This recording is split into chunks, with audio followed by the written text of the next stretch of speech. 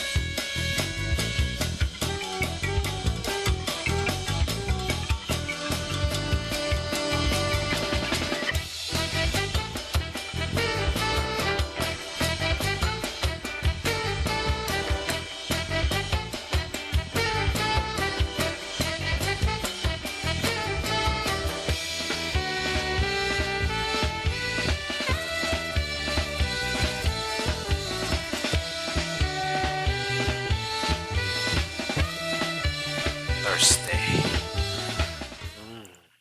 Let's go.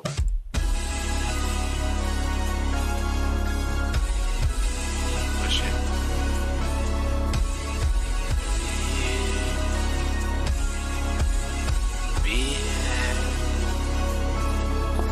뜨그득.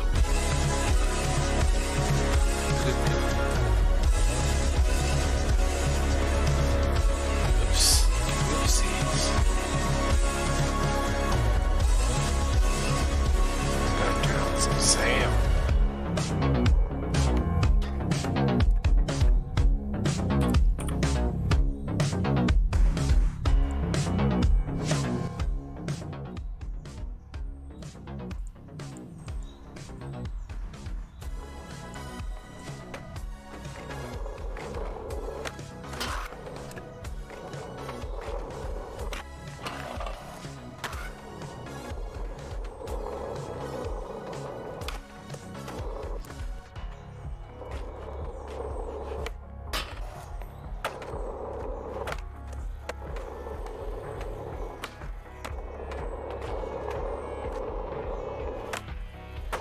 Shit. Come on. Okay, so I have to go to high, do off.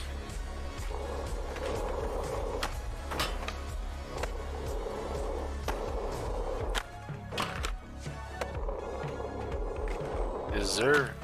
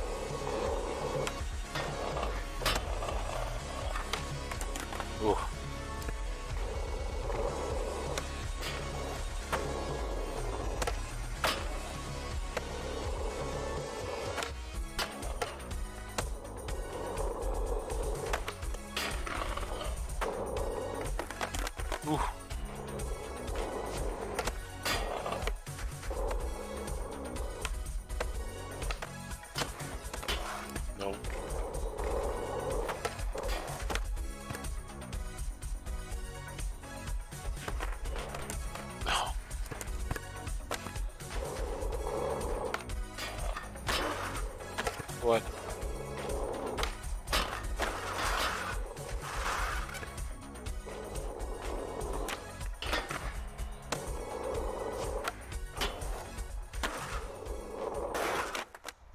What?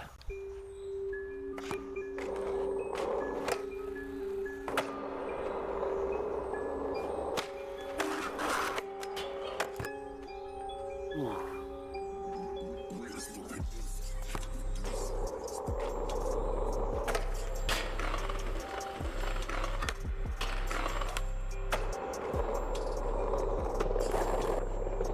Skirt.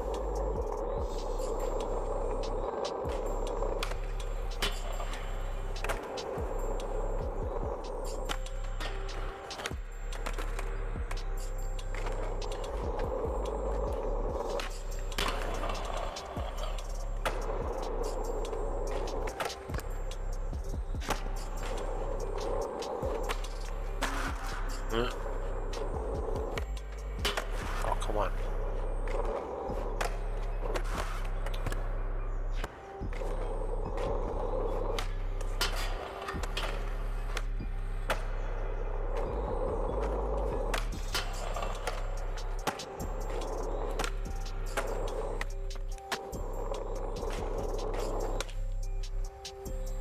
Hmm.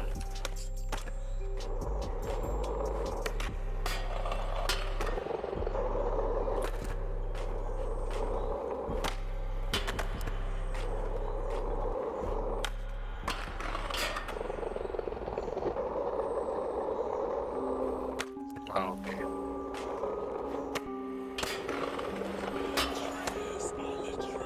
What you know about it? What you know? What you know about it? What you know? Oh yeah, it is that one. What you know about it? What you know? You don't know about it. You don't know about it. What you know about it? What you know about it? We never say to see it. I own it. I pop the key. Don't tell me the price matter to me. What I spend in a day, you make it. Make it cool like a money tree. Shopping these deals like a money spree. You can't get it.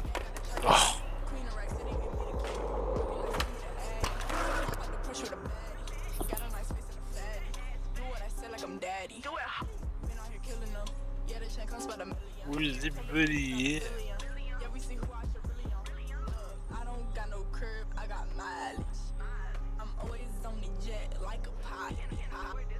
It's diamond, it's boo, yeah, I'm throwing.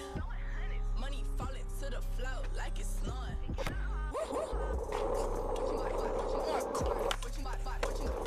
Oh.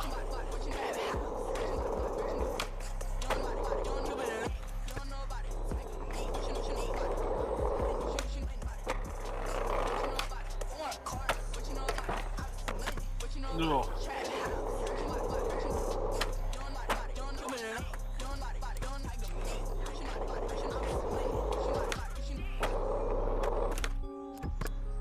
No. Give me a different room.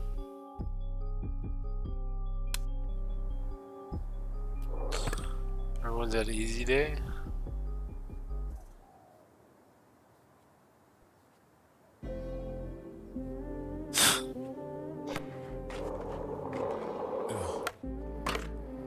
What?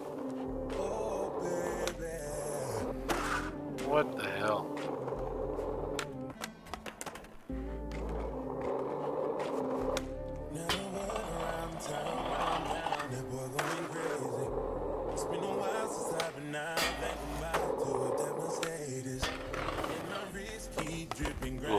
I'm doing 180.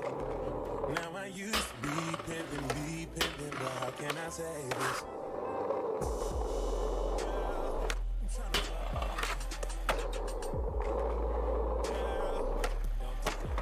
Don't take no pics. I've been drinking, mixing that liquor.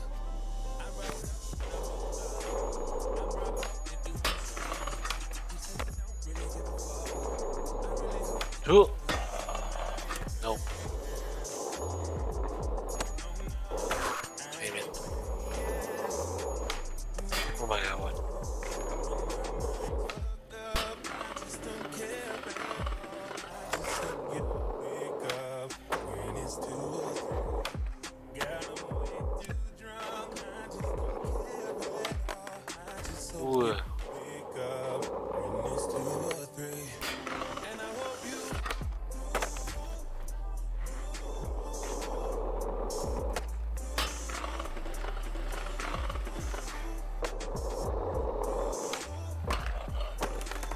Oh.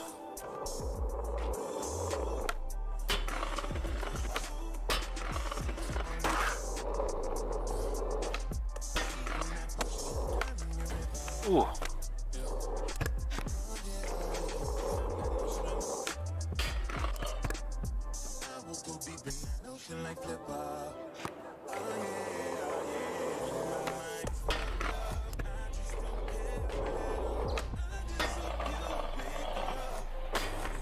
Uh.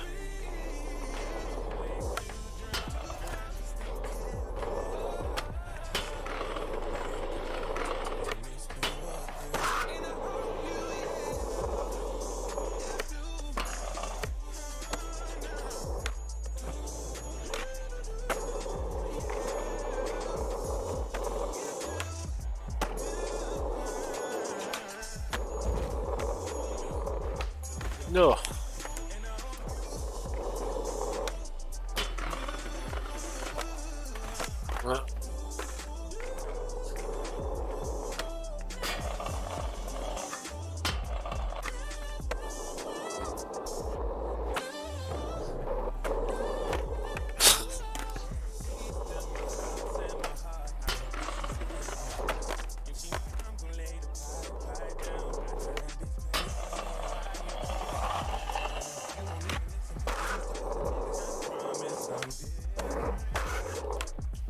What the hell was that?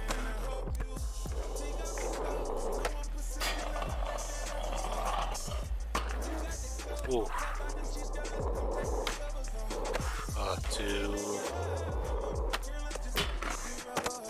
Two. Nope.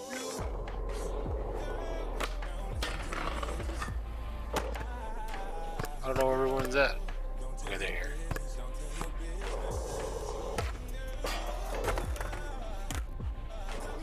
No. Okay.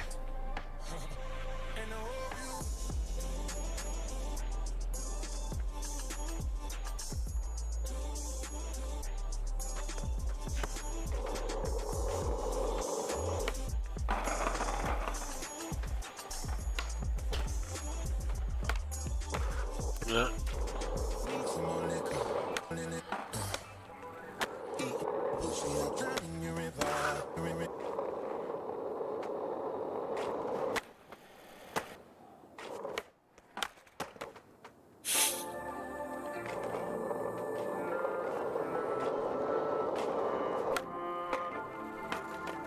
Whoa.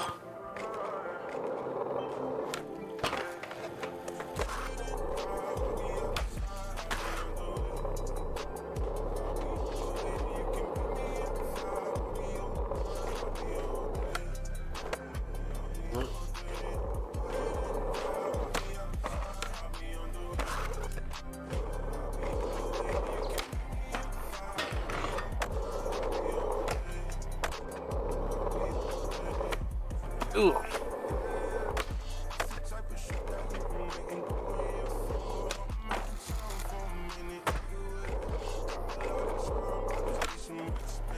Oh.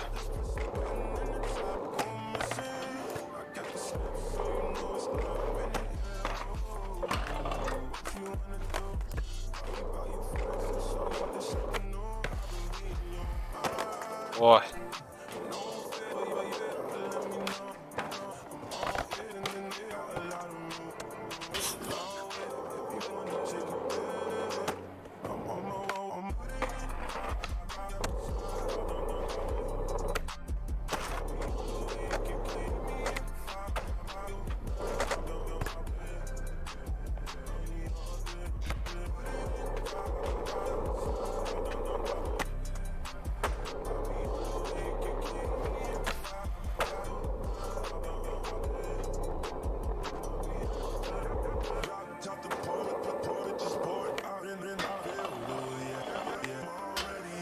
Oof.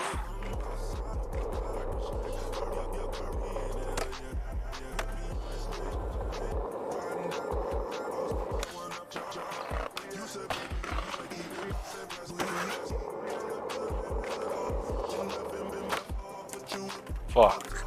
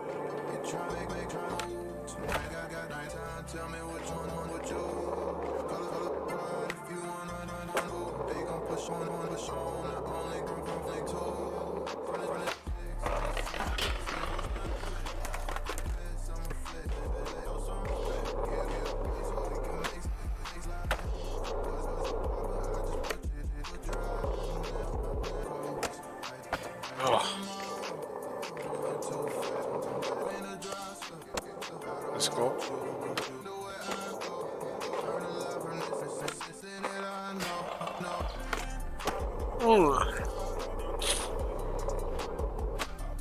Fuck.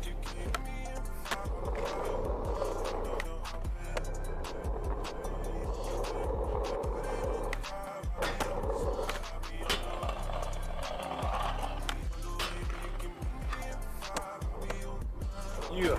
Oh.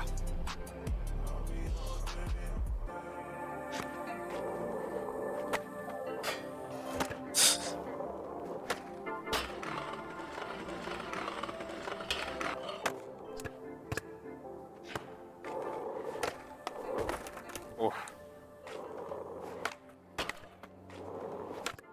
We're going for the leg.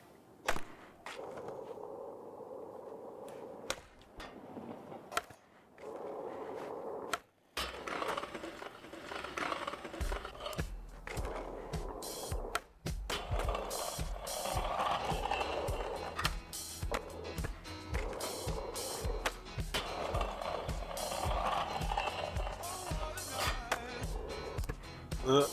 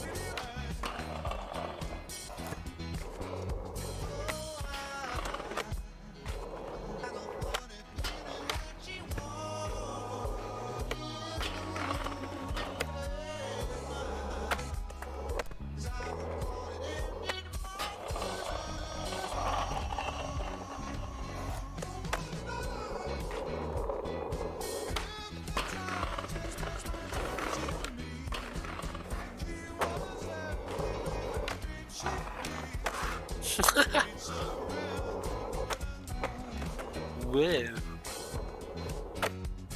Fuck. Sure. Ugh. No. Oh no.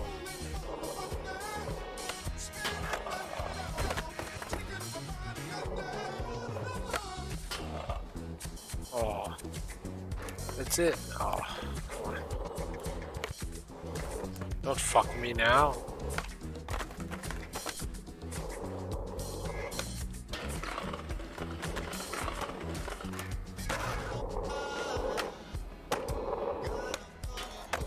Oof. You're the feeble. Oh.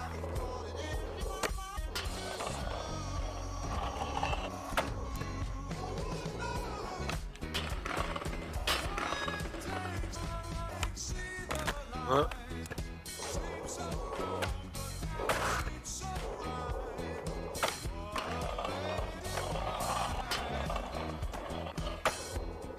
Let's go.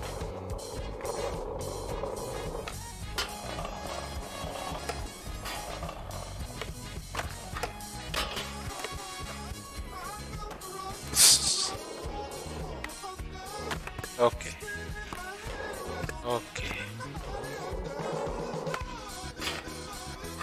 What?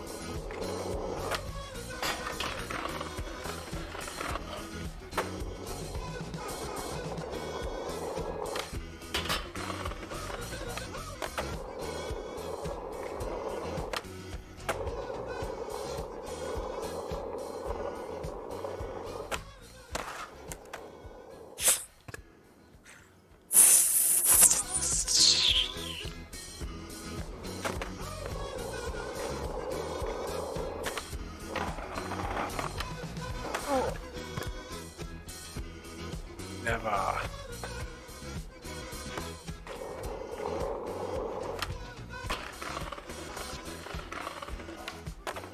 Whoa. Come on.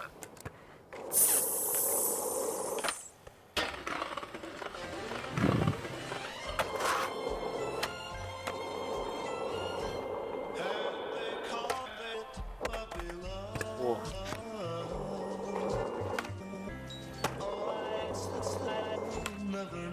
Oh.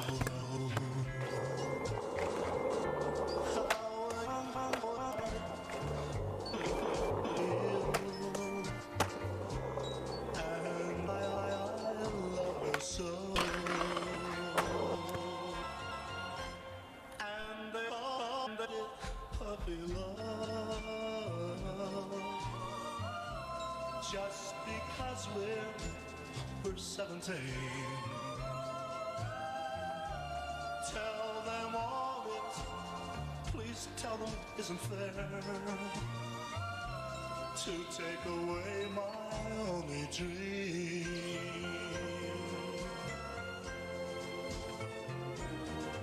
I cry each night, my tears for you, my tears, oh, yeah.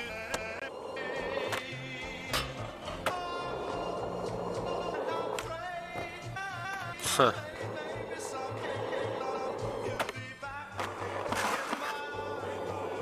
What the hell?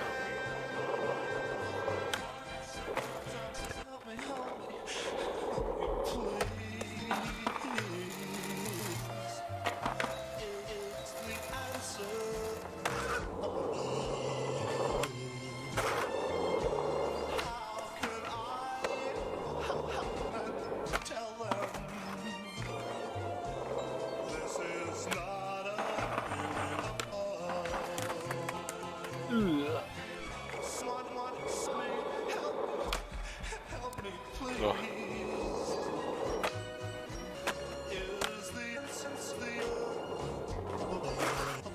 Oh.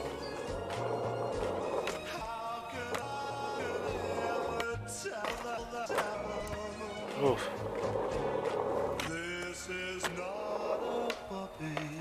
Let's go.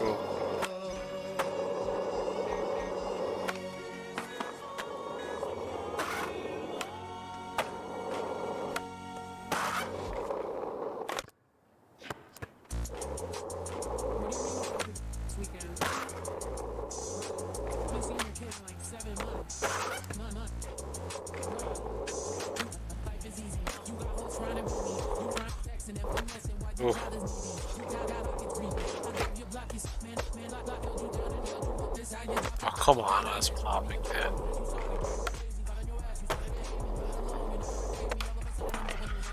why? Cause it's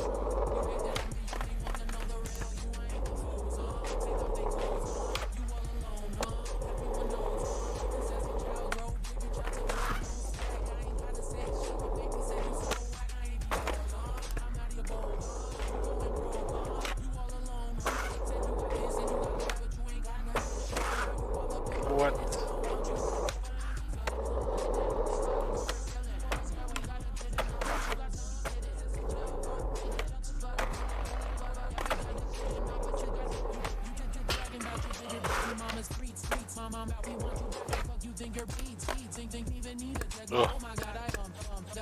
talking shit on Facebook, you ain't Different room. Yeah.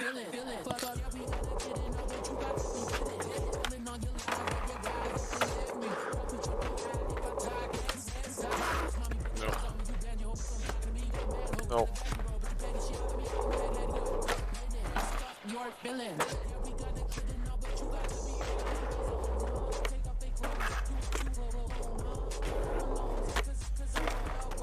Jeez.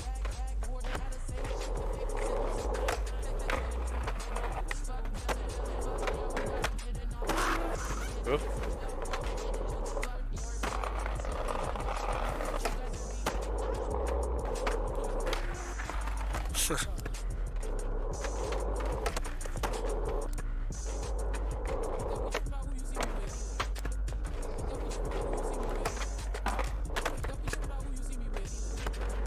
You got a new dad.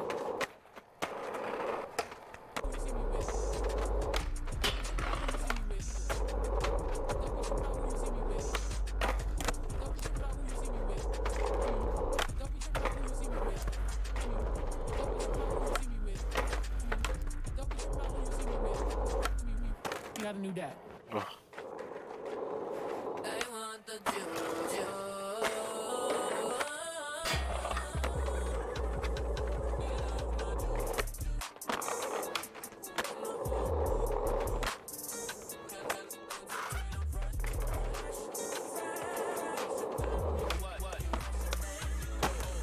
Oof.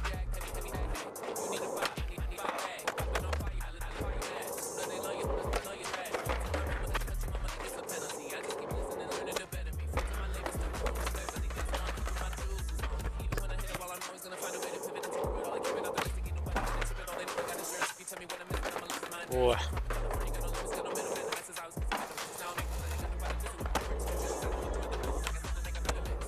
No.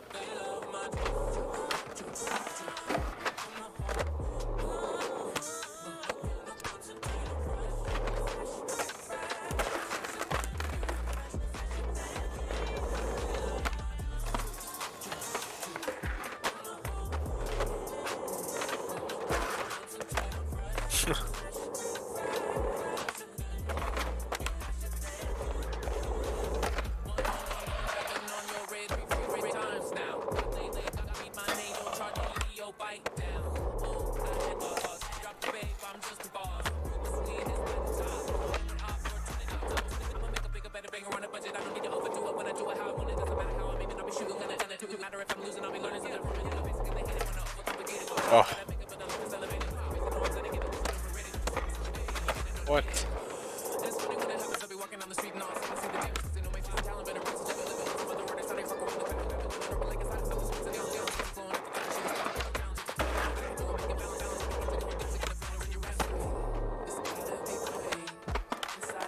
What?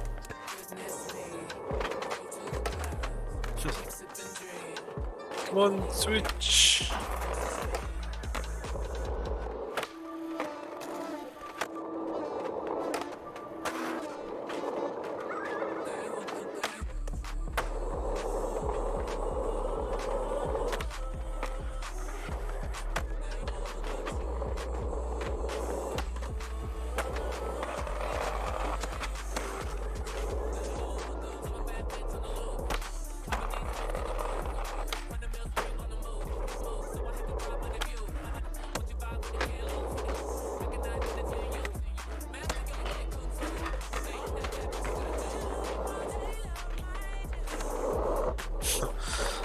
You.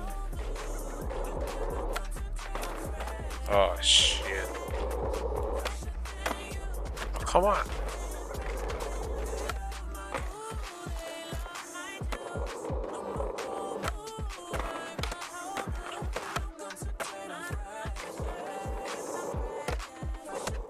Whoa.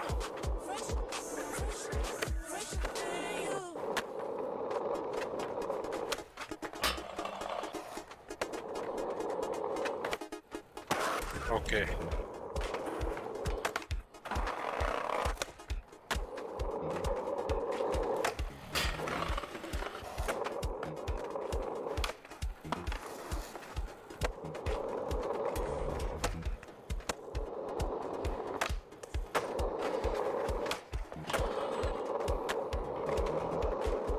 Ugh.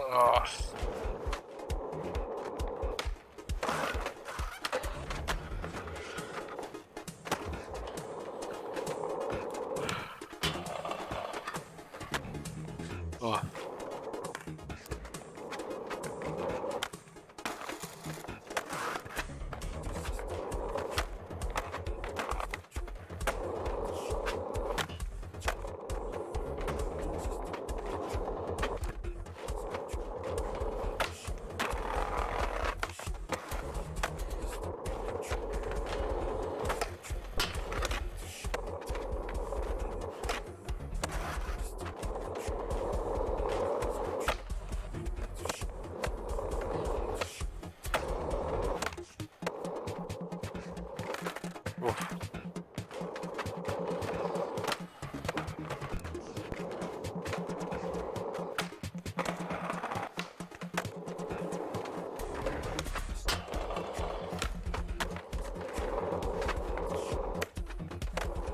Oops.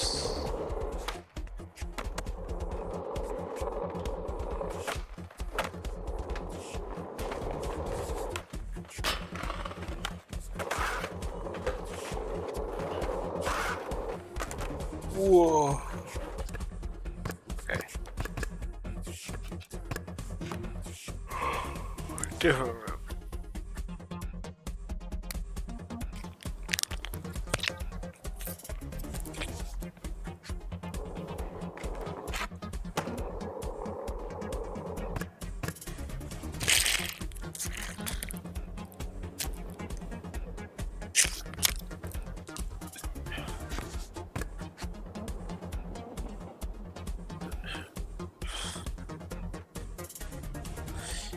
Flippy. Flippy.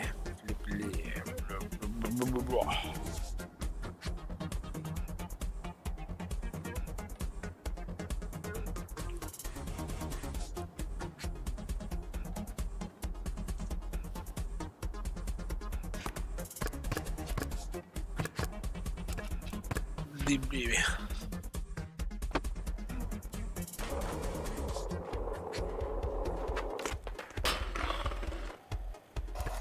Oh.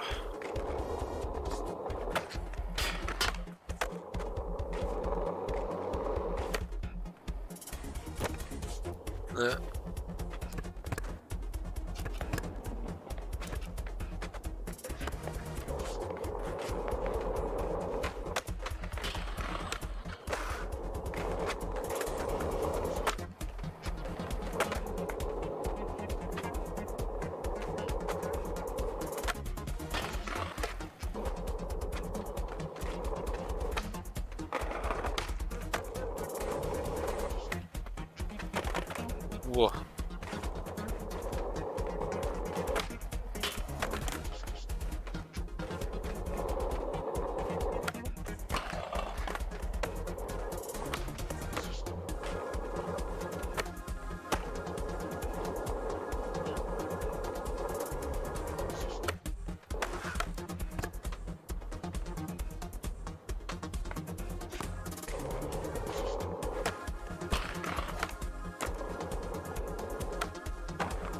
Oh.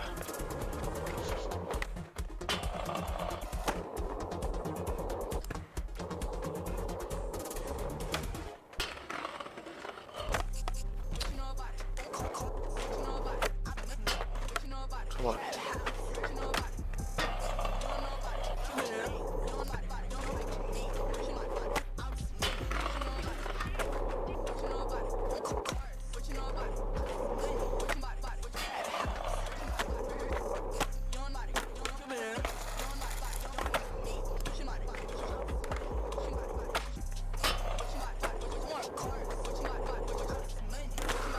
Oh.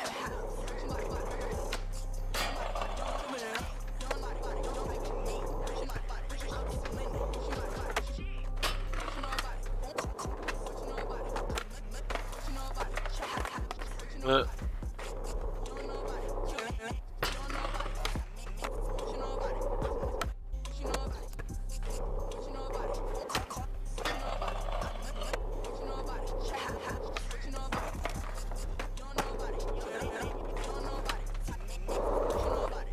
Shit.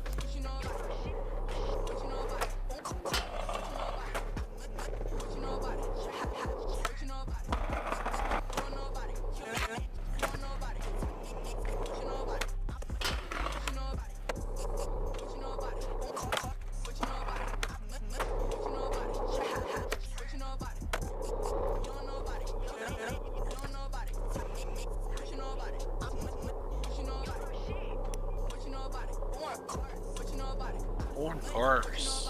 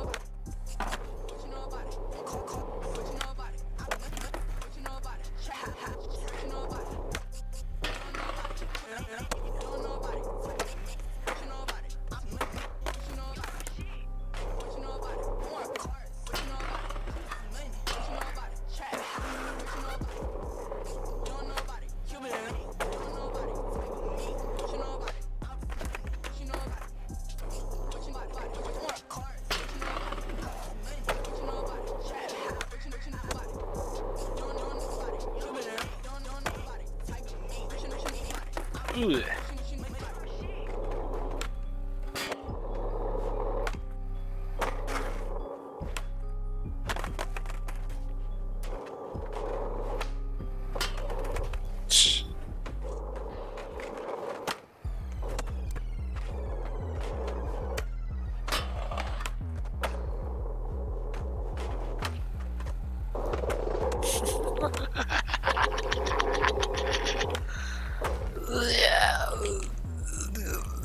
Yeah. Let's go. That's how you skate. Oh my god.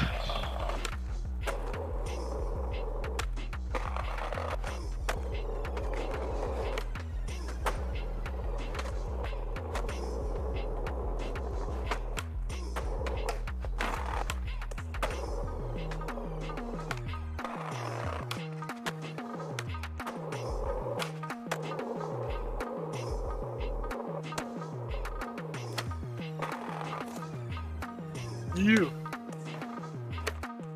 You.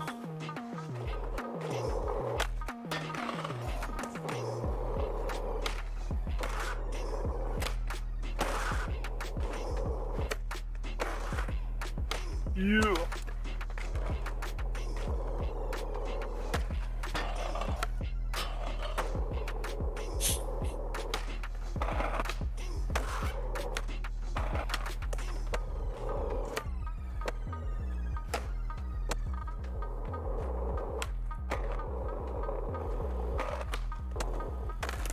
Jeez.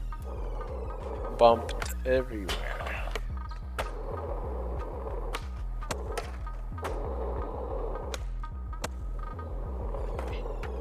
What? NFL.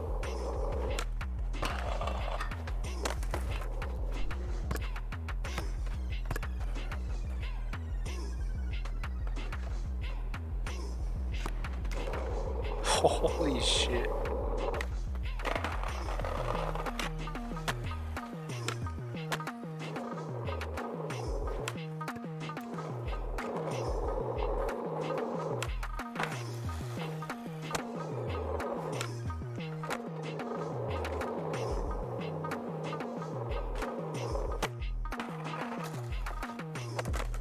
Ugh.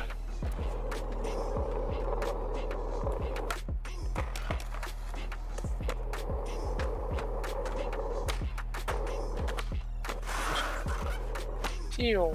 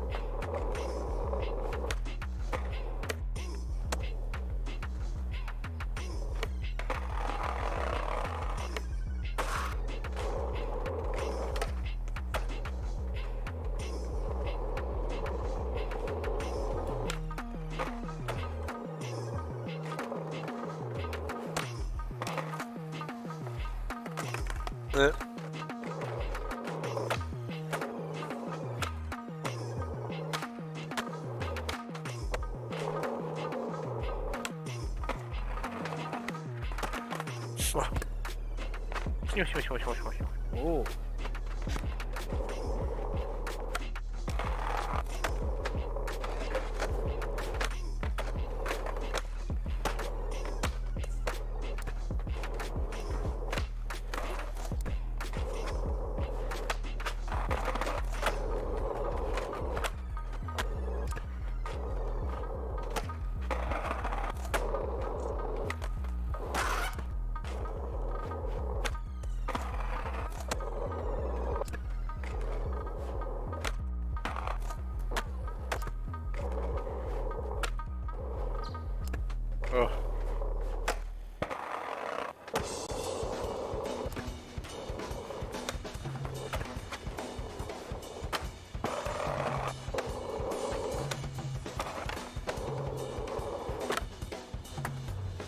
Ugh.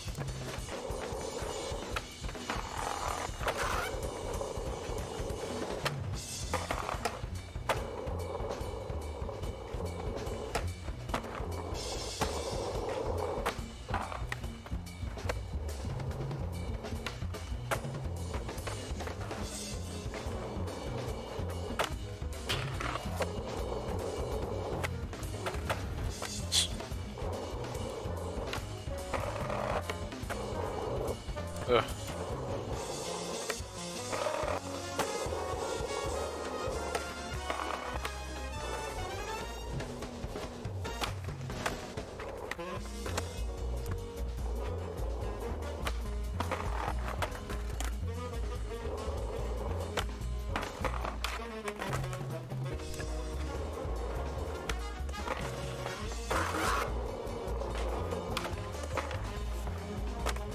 Ooh.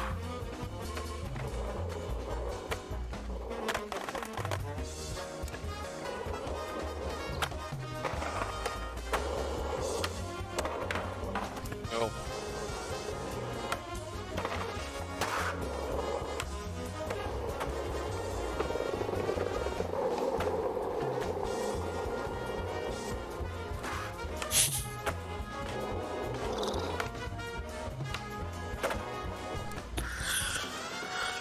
Hey,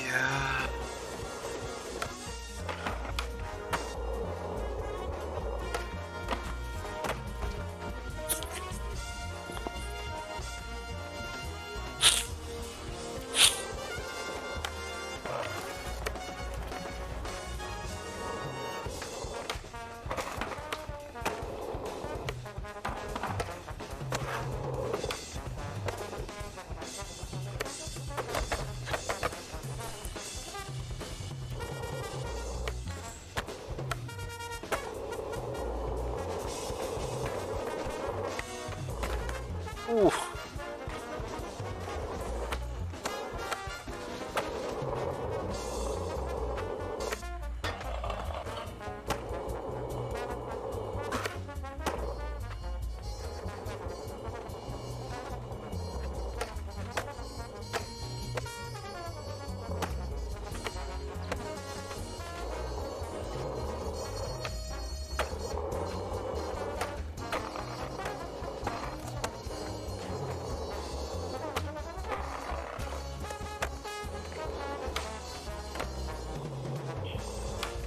Ooh.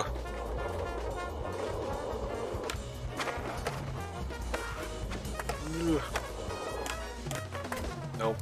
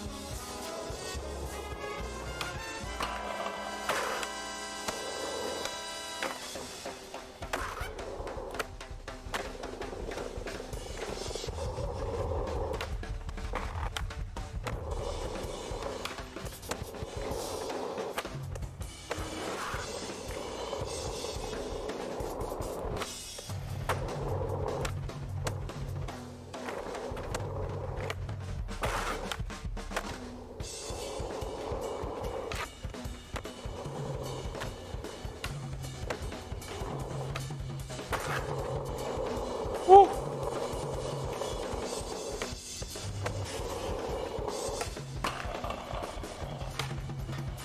Oh, I wish I could go back. Wah, wah, wah, wah, wah.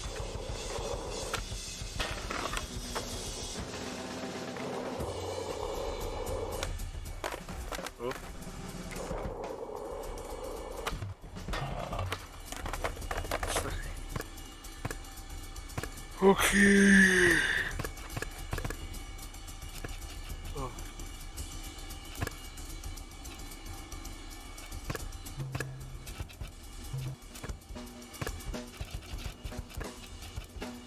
Red Legends. Magma, my ass. My hair.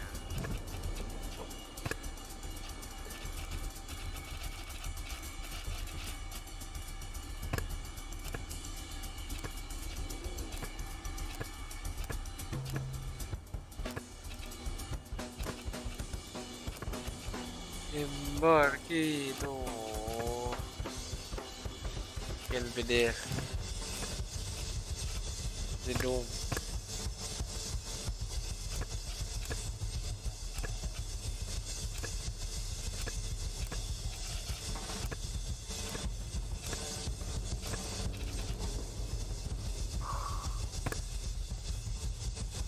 JTG. Then do what? Make a primary?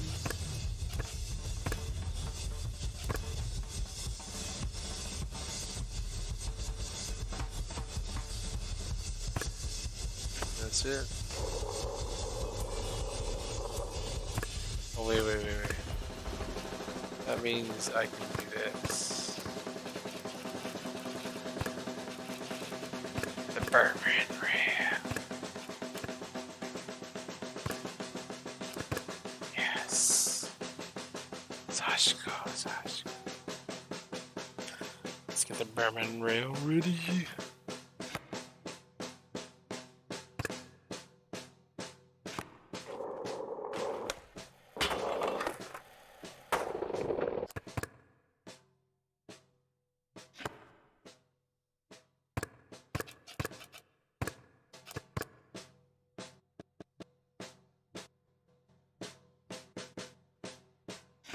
Boom. Let's see them get inside the room.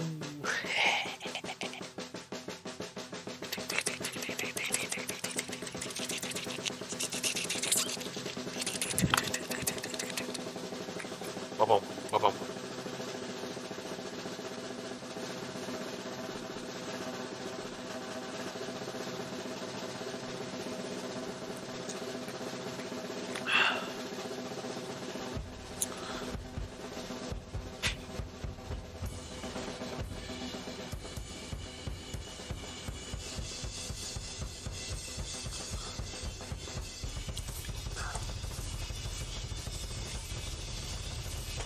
Oh, I can't move it. Ugh.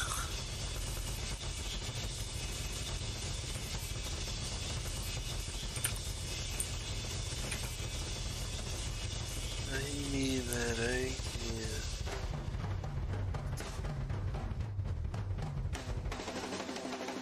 Wait for people to get in.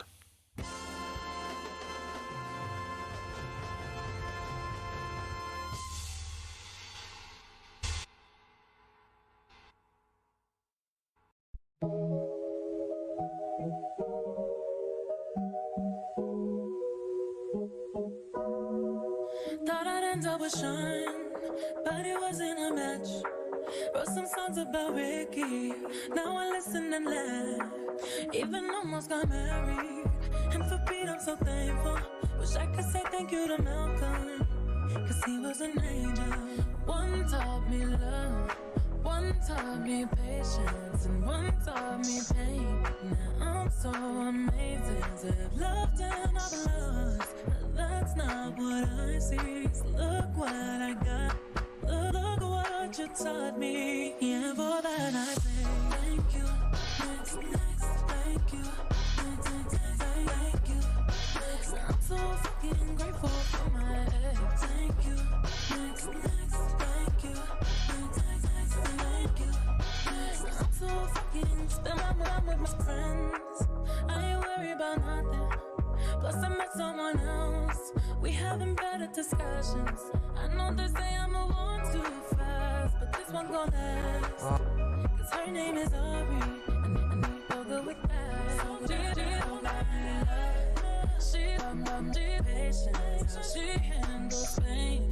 That that shit's amazing. I should love them, but that's not what I see. So look what I found. No need for searching. I'm all I say. Thank you, thank you, thank you, thank you. I'm so fucking grateful for you. Thank you, thank you, thank you. So thank you, yeah. All right. Well, we are back, huh? We're back at the 9 Club Stop and Chat. Today we have a very special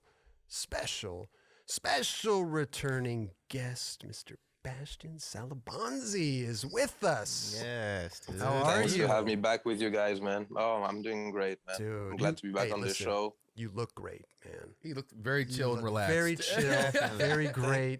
Yes. Thanks, man. I appreciate it. That must be the beard or something, you know, the wisdom. Wisdom. Wisdom, yeah. Wisdom illusion. And the accent doesn't help, you know, it helps a lot too. You For know, sure. it's like you got the little accent, you know. For us, it's like, oh yeah, this is like, guy's dope. Yes, evacuate. It's like we don't think we have an accent, but like we do. Of course. To Everybody outsiders, does. right? So I was in Australia one time in line, and this girl came up and she saw me ordering. She's like, "I love your accent." What? Right. You know? I always weird. wondered that. I'm like, do people think not California, but American accent is cool? I don't know if it is That cool. is a good question. Is it? I Cool mean, accent? honestly, I feel like from everywhere, you know, if you're Australian, you think American accent is cool. If you're American, you think English accent is cute. If you're from England, you think Californian accent is cute. I Sure, think, you know, right. Yeah. everything exotic, like, feels Different. cool. I Just think. different. It's different. Yeah, Yeah. exactly. Yeah. Just different. Yeah. Yeah. Yeah. But how's everything going, Bastian? You're out there in France right now. Looks like I said, you're looking good. Just recently bro. came out with your part, dude. We Yes, will sir. we will get into that. We actually pulled a couple clips from that also, as well Yeah, as cool. some older clips that we could talk about. Maybe break it down, you know, of what was going on that I'll day. I'll be glad to, man. I Dude. didn't know you had that in your sleeves tonight. We got a lot in our sleeves, man. Yes. You know what I'm saying? Some new things happening. Okay. But everything good? Man, yeah. I mean, you know, the word would be adapting, you know, Yes. because like I said, France just released another confinement for another 4 weeks. This time the entire country. So yeah, once again, you have to pause your plan and you have to adapt. You have to keep your head up because a lot of people are, you know, having a hard time accepting that situation. I'm trying to see the bright side and trying to focus on other things. Or you can still go out and skate and all that, but I'm talking about working in like ghost town and nothing is open. You can't just gather up or have regular things.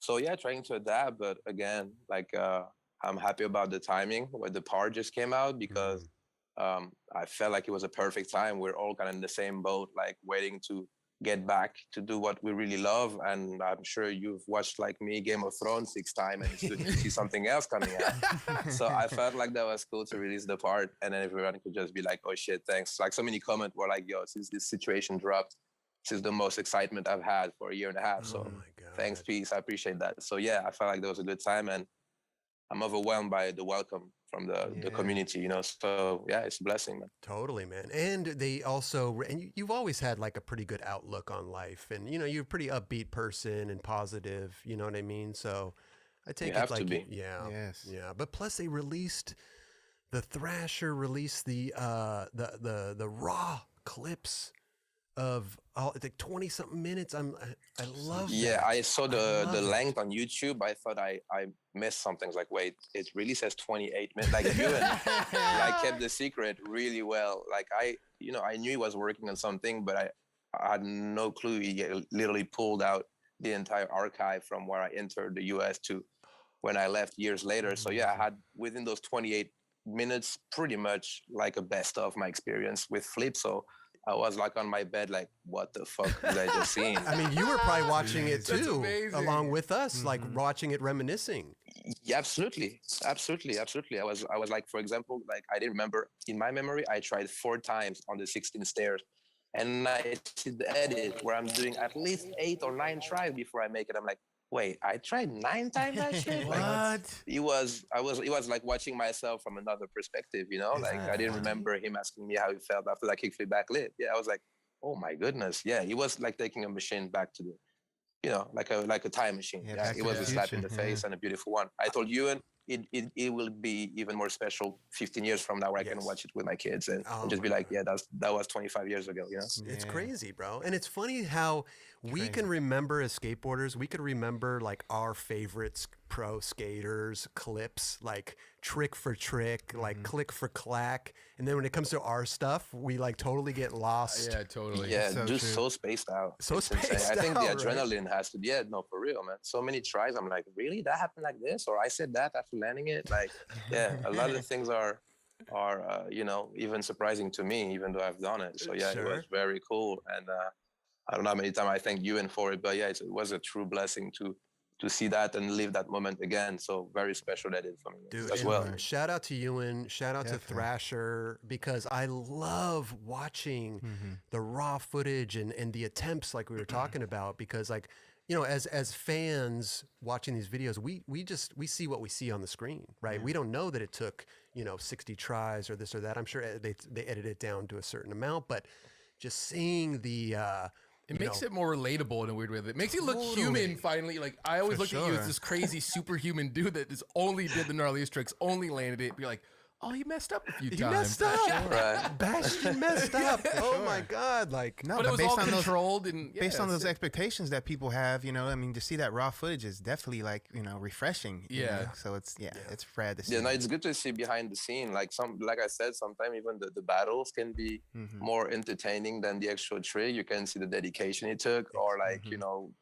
or it wasn't easy, even though it went like so quick in the video. You thought I was just walk in the park. So yeah, oh yeah. even I was surprised that some of the slam I could take and literally just walk right up there like nothing just happened. I was like, ooh, really? That's how I took it? Like, okay, dang, like, okay, good job, bud. Good job, patting himself on the back. No, but it's Oh true my though. God. When you're a kid watching these videos, you're kind of you just kind of think that everything's first try. Yeah. You're just a little kid watching these superstars, and then to see that commitment and the dedication and the trial and errors, like Yeah, I and think like it's Kelly important. said, it's hard to relate at first as Yeah. a kid, for sure. Definitely. So congratulations on that. Man, part, thanks a lot. bro. Yes, Definitely, dude. bro. Thank you so much. When I saw that pop up, I was like, damn. And then you're getting all the, response too, but we're seeing it too. Yeah. Everybody's posting it and this and that. And we're seeing all this like crazy response from it, which is incredible, bro. For sure. It just makes it all worthwhile, right? That's so cool, man. That is so cool. Hey, there's a lot of love for you out there, man. Yeah. A lot of love. And a lot of love here for you. Definitely. Like I said, I knew it wasn't expecting by anybody, so it was gonna be kind of like a surprise. But yeah, the response I got from everybody, the repost, all the messages from people that keep saying they're waiting since they're really sorry to see something, or even guys that knew me from the SLS but never seen a part, like a fresh one. And yeah, it was just more than expected. And Kyle did an incredible job, from the music to the edit, and like the aura on the part. Like he did a great job. Man. He killed Totally. it. And how long were you working on this part? It took us a good year and a half. Year I and would a say a good half? year to make it happen. Yeah, I would say a year of filming. That's not bad that because, isn't. back in the day, these videos took, 3-4 years. Yeah. And here you Yeah, are no, we now. worked a full year. Right after I came back from the knee injury and I started to feel comfortable. That's why he'd always ask me, like, man, if you want to do some one-on-one missions, I'll be gladly like, your filmer, and we can be like, a small crew. Cause like I said to Thrasher, like I wasn't mentally ready to be back with like, a primitive team where everybody's really sharp on their board and are trying, switch back nose blunt, big spin out on picnic tables. I was like, oh shit, bro. Like I just want to do a few switch pop shove it real quick. So I didn't have the confidence and like, I could hear some voices in my head, like, yo, don't make them know you're weak, or like, don't you mess that kick flip, or make sure that ollie is sharp. And I couldn't handle really that pressure, and I felt like it was the perfect chance for me to start slow and build up. And literally some of the lines we filmed with Kyle in the part was the first time I landed something that I really battled for it, and it felt good. Like that first clip since the surgery, it's all on camera, so it's a special part for me. I think it's funny though, as a pro skateboarder, because people don't realize that. They don't realize that, like, being on Primitive or Chocolate or Girl, like you're kind of surrounded by the best of the best, and like Bastion, you're one of the best, I'm not putting you in this category, but like, He is in that category, man. no, in the category of the sense of like, as a person like me, surrounded by, Jerron and Eric Costin and Mark, you know what I mean? Like, it is a mental battle when you go and skate with these people and you're on tour. And like you just said, kind of like you didn't feel like you wanted to warm up, and these people are doing nose blunt backs, it's like, it's a little bit intimidating, Oh, it it kind of is, like man. It puts is. a little It bit is. of a pressure on you, and it's tough. It might be harder when you have already been at the top and then you get hurt and you come back down and then you got to go back up. That's harder, and you have that feeling that Chris has. Yeah, and then you tell people, well, listen, man, I've just been hurt and everything. You start, you want everybody to know, like, I'm just coming back, man. Like, don't trust me, like, on my knee and like whatever, my ankle. You know what I mean, Bastion? It's like you making excuses for yourself. Yeah. No, but also you can totally be like unrealistic with your expectation. Like, I remember getting mad at like missing a backside flip, and my homie was like, dude, you're on crutches like 8 months ago, 9 months ago, a year ago, you're working out at the gym every single day to like get a full extension on your knee. What do you mean you get upset by missing a backside flip? Like, don't see this as like, coming back from somewhere. See this as like a reboot and a brand new start, and don't get frustrated on the backside flip. Like, in a month, you won't miss them anymore, but be patient. So yeah, sometimes I definitely had unrealistic expectation or how fast I wanted my board feel to get. And it doesn't make it easy, but I'm glad, like, I went through it and, able to come up with a new part, and the knee feels good. So I'm happy, man. It's amazing. And it's good to have people like that around you to kind of reassure you, that everything, because our mind is there, right? Our mind's always going to be there for a backside flip or whatever, and then your body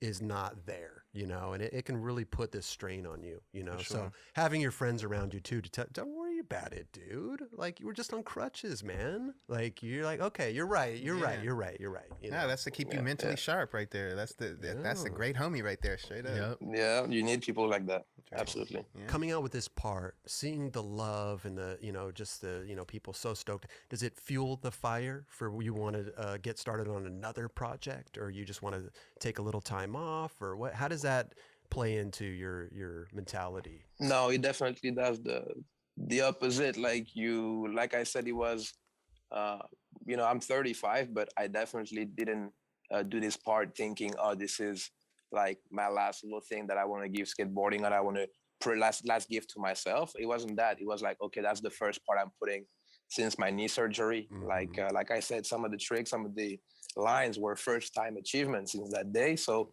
to me, it feels more like, okay, I opened a new book, I started writing something, and now it's like just a straight lane. Like I said in the interview, like, and I thought that was funny, is it felt like getting a first tattoo. You're thinking about the next one right away. So that part made me feel like, oh shit, that was so fun to do. I want to make another one. Like, I'm looking forward to the next one. That's kind of what it did to me, because I don't film and I don't think like the Bastion that was in the Sorry days. I don't walk by like a steep ass 13 stairs being like, that'd be a cool kickflip back there. I'm not that person no more, but I can see like, a beautiful manual pad with like a 3 stairs and a ledge, and be like, oh shit, like you could do this with like this down the stairs and then finish with like a cool approach skateboarding differently with the same skills, because I can still cap flip, back tail a flat ledge out of a bump if I want to, but like, what if I want to do something totally different, Right. So it's interesting, it's very, very interesting to explore that part. And also, I'm not physically able to backside 180 and 18 stairs in 2 tries in Barcelona either. I don't want to do that. Sure. Well, you come to these. My kids. Yeah. But you come to these like, milestones in your career and everything. But it just goes back to the old saying, right? Like, people just want to see you skate, man. And as you get older, that's true. As you get older, you kind of, you realize that more and more. For sure. It's like, I do so many nose grinds and this and that. Like, okay, no more nose grinds. Right. No. People want to see the nose grind. People want to see Andrew Reynolds frontside flip. You know what I mean? Like, it's just people want to see you out there, man. And it sounds like you're having a great time doing it, which is very important.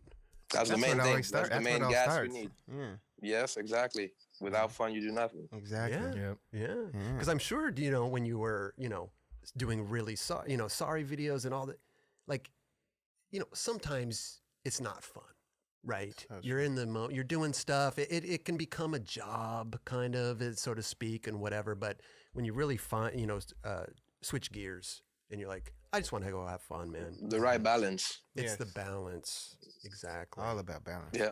I'm sure at that sorry part though, you were in the groove, you were in the you were in the fire. zone. That wasn't like a work for you. That was like, oh, I'm gonna fuck shit up. Type Yeah. Yeah, no, absolutely. mindset at That's that kind of like, you can tell by the skater, like, body expression and the way he just carries himself that, there is no like trying to do something a certain way. He's just being it and doing it without even thinking. Yeah, it was the era where I just moved back to Barcelona, some of the footage, and where it was just, you wake up, you're having a great time with the homies, choose the spot, go skate, have fun, and then get some hammer if you're lucky.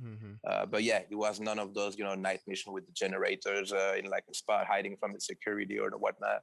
So you can see a lot of that is like spontaneous, like love in skating, like, big ass lines and just, like quick hits, like you can tell like the backside 180 is like almost one angle, no, like quick, little clip, like when you're just having fun, no organization. So yeah, a lot of that in the Really Sorry for sure. Dude, and I definitely think that, you moving to Barcelona and doing that really helped, because that place, you can wake up, go, hop on a train, do this. It's like It was training facility, dude. Training facility. And maybe at that point in time, maybe if you moved to France or, one of these other places, listen, you could travel around and whatever, but maybe you wouldn't have gotten the same opportunities. Oh, the dynamic would have been different. Right. Absolutely, man. Absolutely. It was the Mecca back in the beginning of 2000. That was the time where everyone was coming once a year to skate there. Absolutely. Definitely. And it's a culture out there, It's definitely a culture. So, yeah, man, I miss Barcelona just talking about it. Bro. Yeah, man. It's the best place ever. It really is. But congratulations on the part, man. Thank you, man. Honestly, I'm so happy you guys enjoyed it. Really, really happy. Thoroughly. And I can't wait for the next one, man. You going out filming today? What's going on? It's nighttime there, man. It's Listen, camera lights. Ain't no nighttime missions, huh? Yeah, no, I'm not like those days. No, I'm do that I do this in the daytime, man. There we go.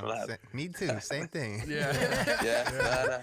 No, been there, done that, man. Well, it's funny because we'll get to it, but we actually have some clips pulled of, I think it's the Hubba in France, but you're skating at night, and there's flashes going off, and I always looked at that like, man, that is the hardest thing to skate something, especially a Hubba, your kickflip back 5-0ing it or, whatever. And you got these flashes going on. Did that ever affect you? And we'll talk about it more, I guess, but no, definitely. You have to, you either kind of, focus on it as you're doing the trick and you can tell it's bugging you and it's flashing you so hard you're missing the board for an instant, or you can just be like, look, like, just trust yourself, like, just focus on the trick. The guy is going to get a good shot. You'll be really stoked with the sequence or the steal. The guy has to do it. There's no way around it. Like, he's there to take the picture. You have to focus on your own thing. But yeah, sometimes it's frustrating. You're mentally trying to get ready to do a trick, and right when you're into it, you get completely flashed and blinded. So, but yeah, you basically try not to get triggered by it. Right. And then if you're having a good day and you have a good board feel, I don't think that would really, really take you out of your comfort zone. That's more when you have a struggle, your board don't feel really good, you're not really having a good control, and then that's just gonna trigger you because you're not in the zone. But I think when you are, you don't care about that type of thing. Yeah, and totally I think you were in the zone a lot of the time back then. So you were just like, hey. When you're skating a Hubba like that, you are focused as it gets, man. Totally. But you could kickflip back 5-0 a Hubba like, back then, just probably with your eyes closed. You know what I mean? I wouldn't say that, but I had a really good. I had a really good kick flip, so I could really trust it. When you flip onto a ledge, it doesn't matter if you can see your board or not. You can't really fuck up too hard. You have to be pretty accurate with what you're doing. Totally, man. I think. But yeah, flashes are harsh. It's harsh. I think it's fascinating, man. The I always, for some reason, I always thought it was crazier shooting a still photo at night. when you get the one big flash hitting you, Surprise. Pop, yeah. like because you have it all angles, and the flash usually is just kind of like one kind of dimmer flash. That's I don't know. But you could also kind of get adjusted to when that's going to pop off, you know, because they're really kind of trying to focus on that one, you know, frame. So you can kind of get a little, you know.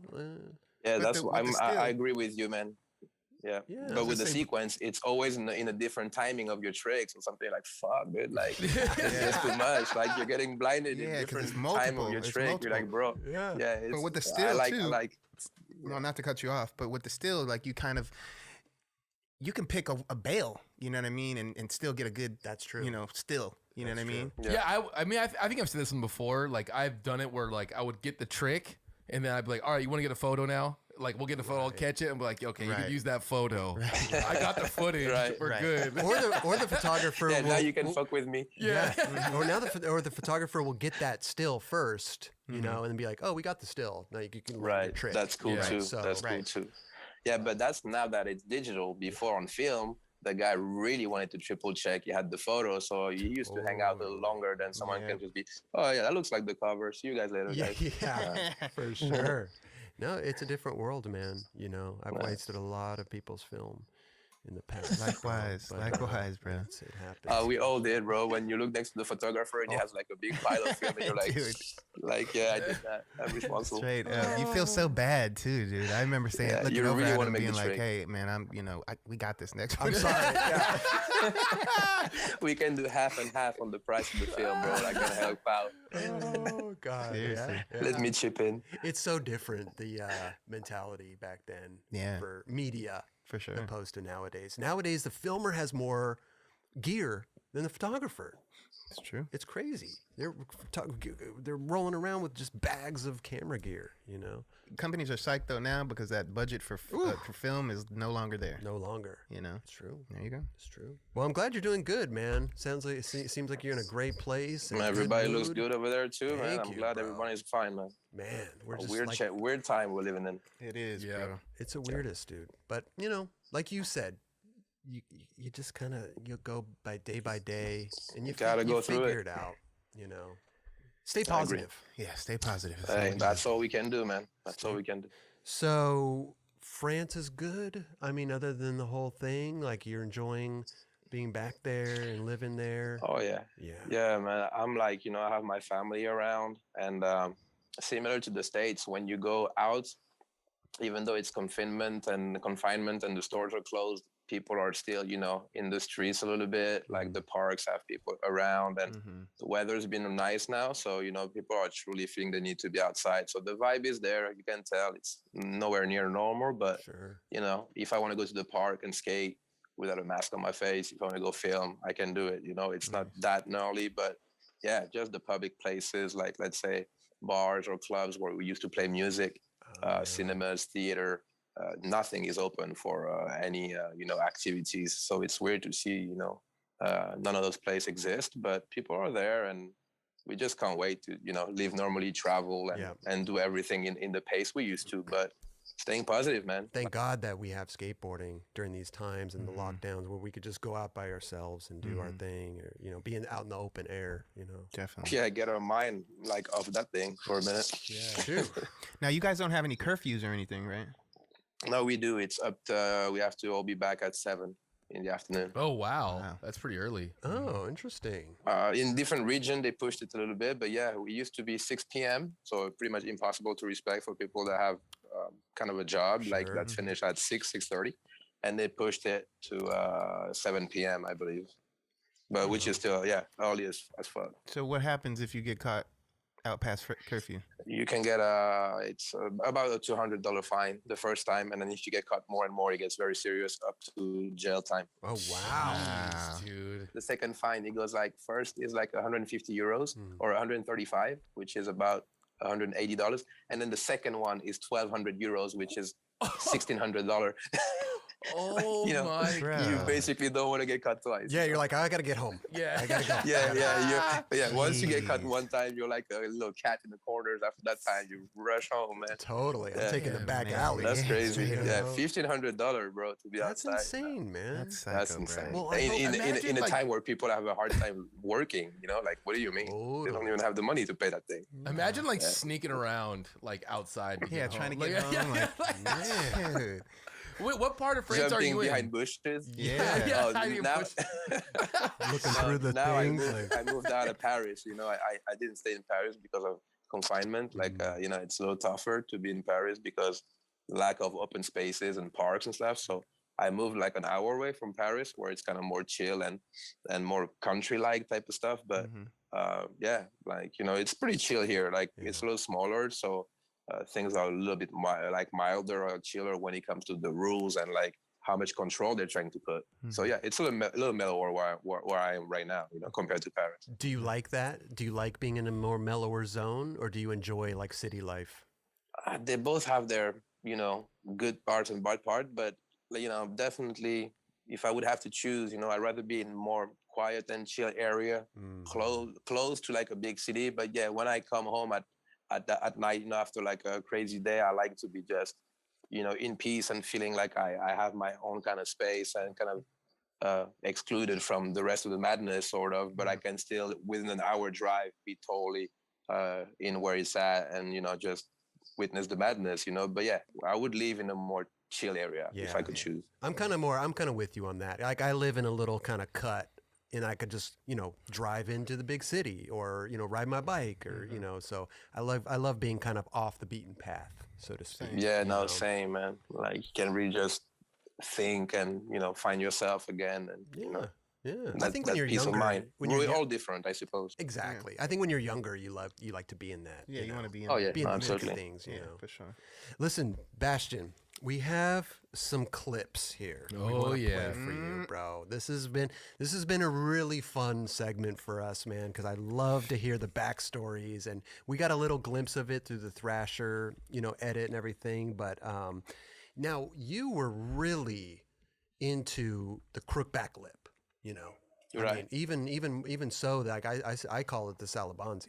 You know, I'm like, if I see That's somebody, generous. if I'll take that. I see somebody do that, I'm like, there's a Salabanzi, bro. I love that, man. Him and Fabrizio Santos. They did, yeah, I remember. There we go. That's the OG, dude. That's- Man. That's when I was a kid. That's the first guy that did it. I was like, wait, did I just saw that? Like, that was so cool, man. Yeah, man. But you took it to, you know, another level, bro. Because here's a clip right here, and this one is like you barely Dude. even touched it, and I think that is so sketchy to do on a rail where so you're gnarly, literally dude. bonking it with your truck going into back lip.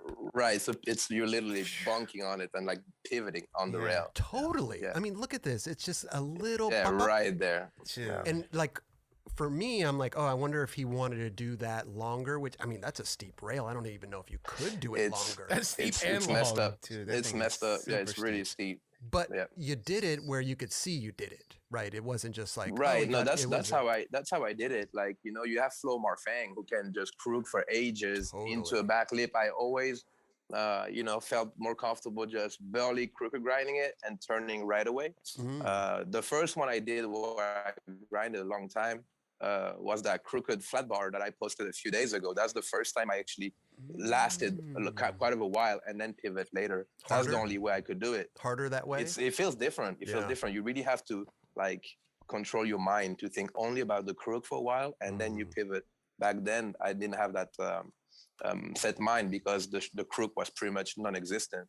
But yeah, that's the way I did it. I feel like you couldn't do that on a steep rail to actually crooked grind, hold it to back no, lip. no, There's no, no, way. No way. Yeah. Because as you turn your hips, you would be thrown into the ground and you wouldn't be able to come back and have your balance. No way. No way. Not on a steep rail like that. For Right, sure. 'cause, I mean that's rail steep. That's I'm super surprised you steep. even wanted to try that trick on that rail because it's. Like, whew, yeah. Well, you know, to answer your question, you film for a video part and you kind of have in your mind the tricks that are already have the signs on it where you did it. And I did have a crook back lip fakie on the rail. I'm like, okay, it's steep, but I know I can do that. And so I thought that was the trick to do because it was kind of on the list to film for the video part. Gotcha. Not ideal. not ideal. Not Did you find it easier to go to forward or to fakie on that trick? I always rather go fakie on something steep. It feels easier to lane switch. I mean, you're being shot into the ground at that point. To come out regular on that would be, oof.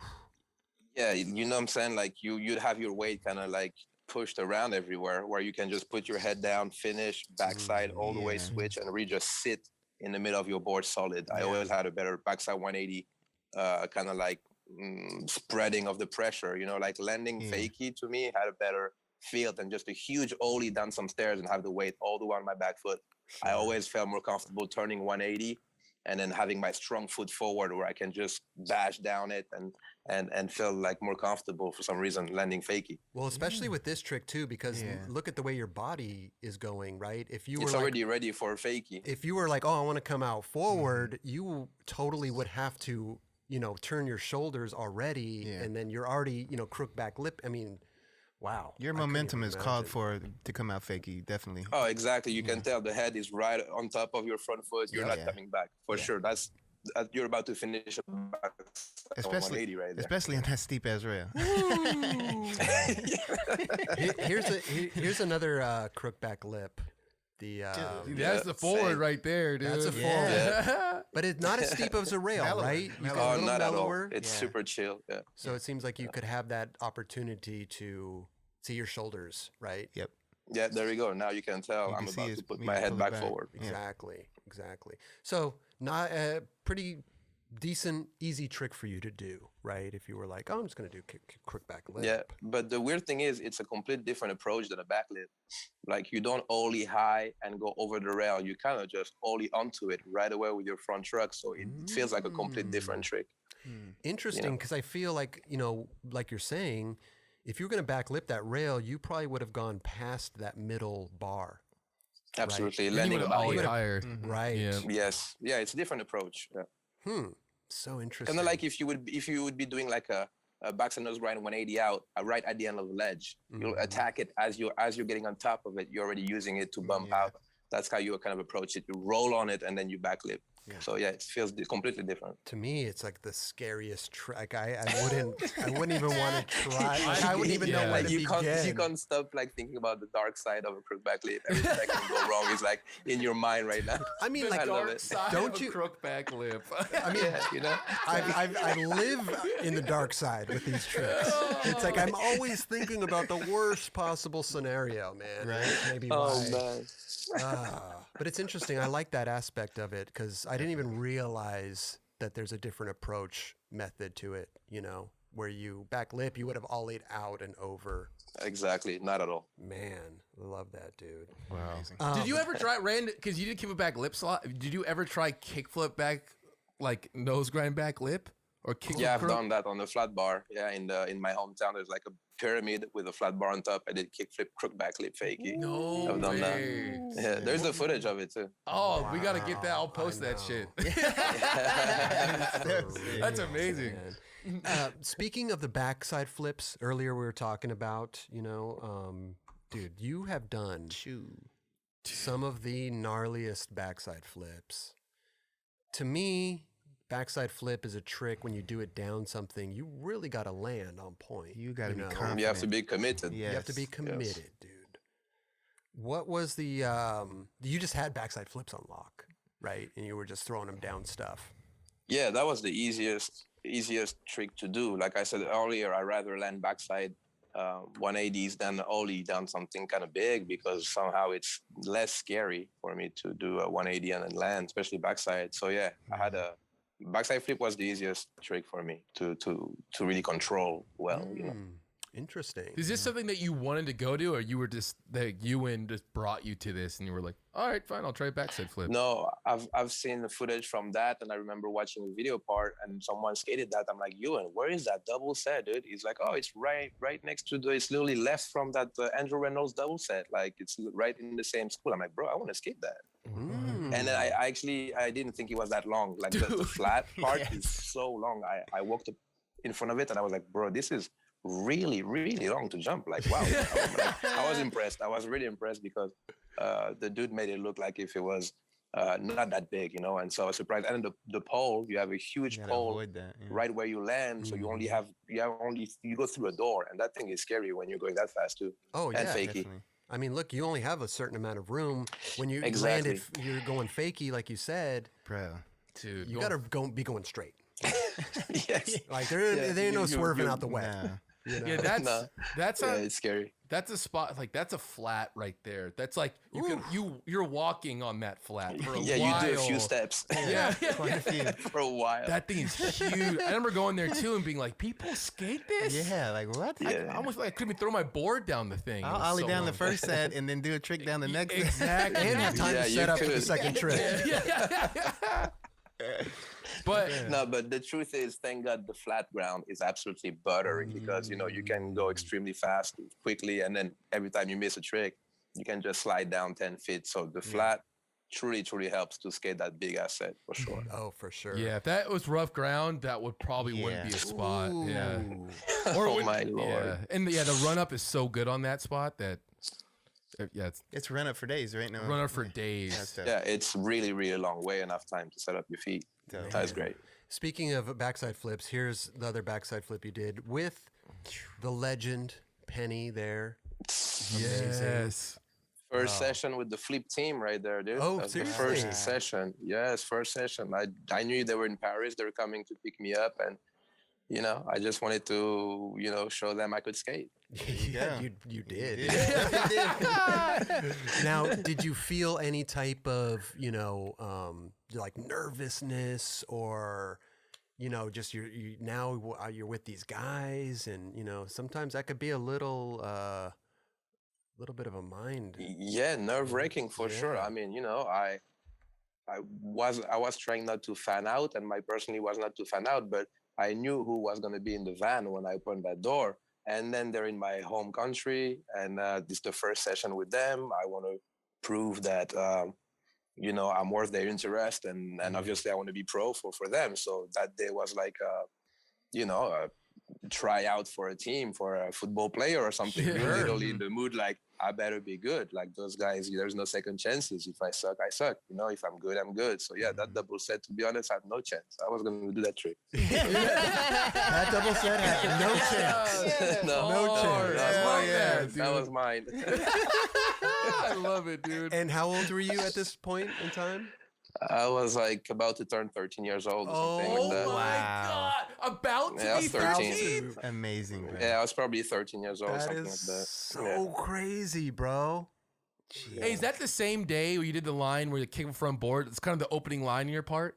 Yeah, switch heel, frontside 180, switch heel, revert, and then kickflip front board. Yeah, Yeah. We filmed a lot of things that day. It was also the same day as the switch varial heel on the 3 marble blocks that did the Vans ad, I believe. Oh yeah, that was same day. Oh, That's amazing, dude. When you're like 13 and you're just like surrounded by these rad individuals, bro. The light just starts, the energy just starts coming. It feels unreal, right? Yeah. Unreal. Goodness, dude, these guys must have been tripping on. Oh Oh yeah, my God! Look at this guy put him on the team.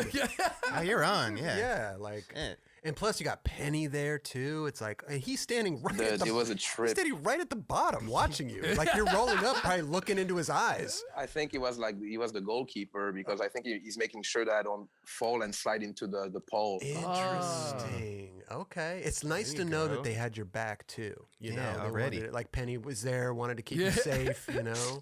That's what's up. Like they always looked out for me. Everybody, like Tom and Ali and everyone. I love that, man. Wow.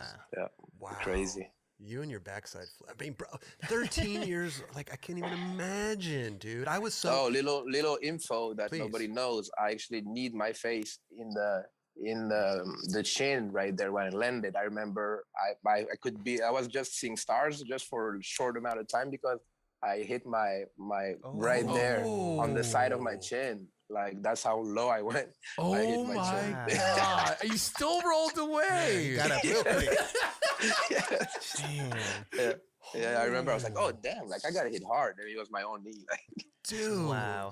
Holy, that's Yeah, insane. it's hard to tell because the chin is behind the knee, but yeah, Yeah, just a little but bit. you can see it right there, man. yeah. You knocked yourself, dude. That's flexibility right there, though. Look at that. I Some mean, yoga shit. I always tripped out on that, right? Because Reynolds kind of has the same thing, right? Where his ass almost touches the goddamn ground. And he can go from that position to standing back up after landing a trick. I always tripped out on that because my body. I cannot do It's that. even more impressive because he's tall. Like when you see him, that's even more impressive. Totally. I mean, I guess at 13, you can, you're so close to the ground anyway, right? Pick yourself back up. But man, to knee yourself in the face after you land a trick, wow. Did you do that pretty quick? Yes, I don't remember exactly, but I don't think I battled really hard. Maybe about more than 5 tries. I doubt it, because it was really intense and it's big, so you don't want to jump down that thing. And I was getting the Jeff's Classic, I think, and those when you hit the ground with them, you really feel your heels on fire. So I was like, okay, I don't want to try that many times. So I pretty much tried to commit on every try on those big type of spot. And have you skated that double step before? No, that was the first time. I don't think time. I've ever been there before. Yeah. How is it now seeing like Aurelien Gerard skate there? He did backside 360 flip, dude. Yeah, dude. Switch frontside flip as well. Yeah. Kickflip 360. I mean, shit, man. Like I said, having your balance perfectly set up after a backside 360 kickflip down that thing and handle the landing like that, it's just messed up. Like physically, it's insane. And the board control, of course. But yeah, it's a big set. Yeah, I trip out on that dude because he's just so. He's insane. Yeah. He's just so. He flies, but he's so good at it, And I just met him recently, and he's just such a cool dude, Just a rad guy. Happy-go-lucky guy. Happy-go-lucky. Just skating, having fun, Yeah. So, this backside. He reminds me of like an athlete, Kind of, Yes. yeah. He reminds me of an athlete, you know what I mean? The way he skates and the way he's just like physically strong on the board and the way, like you said, fly and just land, boom, like he was nothing. Yeah. He reminds me of Thank you for the follow. built, like almost like an athlete. It's pretty crazy. Oh man, I see him do clips at What's up? that Just watching amusement park, Sk8ing. just cruising around, tray flip, nose grinding. Like after he does, I'm like, yo, this dude, man, He's New control breeds is here. insane. We got different type of guys here. it's crazy, bro. Yeah, nice, amazing. Dude, so sick. Now here's a kickflip front board that we were talking about earlier that you said maybe you tried it maybe 8 times or something. Oh wait, no, I'm sorry. Let me get this where is a kickflip front board? Here it is. This one in San Francisco. Yes. Ooh. When I saw that back then, you didn't see that every day, right? It was like this thing. I'm like, how the hell did he do that? That's when Kivo front boards started to be done on rails, For sure. And I think the biggest might have been like a 10 stair or something like that. And then to see this just come out of I was like, dude, this is insanity to me. And I can't believe it took you, what you said, like 7 or 8 tries. Like, yeah, I was surprised how many try I've done when I watched Ewan's edit, man. In my mind, not more than 5, and every one of them was, do or die type of thing. But then I looked at it, I was like, man, that doesn't finish. Like I keep trying, and I was like, holy shit, that's about almost 10 try. And yeah, I forgot about all those, to be honest. Right. This one is a 15 stairs, right? 16. Okay, so I remember 16, yeah. we said, okay, so yeah, because we were laughing that I was 15 or 16 and doing 16 stairs. So yeah, I must have been almost 14 for that backside flip in Paris, actually, because there I was almost 16, skating 16 stairs. I remember. Gotcha. Yeah, And that was so scary, bro. I mean, how do you even hype yourself up to even go? Listen, at the time, like you said, backside flips. You had the backside flips. It's kind of an iteration. Yeah. It's kind of an iteration of the backside flip. You're just going halfway. Absolutely.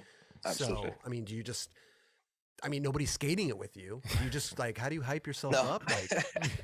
Well, to be honest, we were filming really hard for the Sorry video, and like I said, I had a list of tricks in my mind that I wanted to get done on film, and I knew that rail from other parts. And I was like, look, at that time I didn't have much pops, so I couldn't skate really high rails. I was like, look, something that's kind of your height that is something close to something you're comfortable enough to do is that rail. Like, of course, I knew that would be an achievement personally if I can kickflip from board something that big.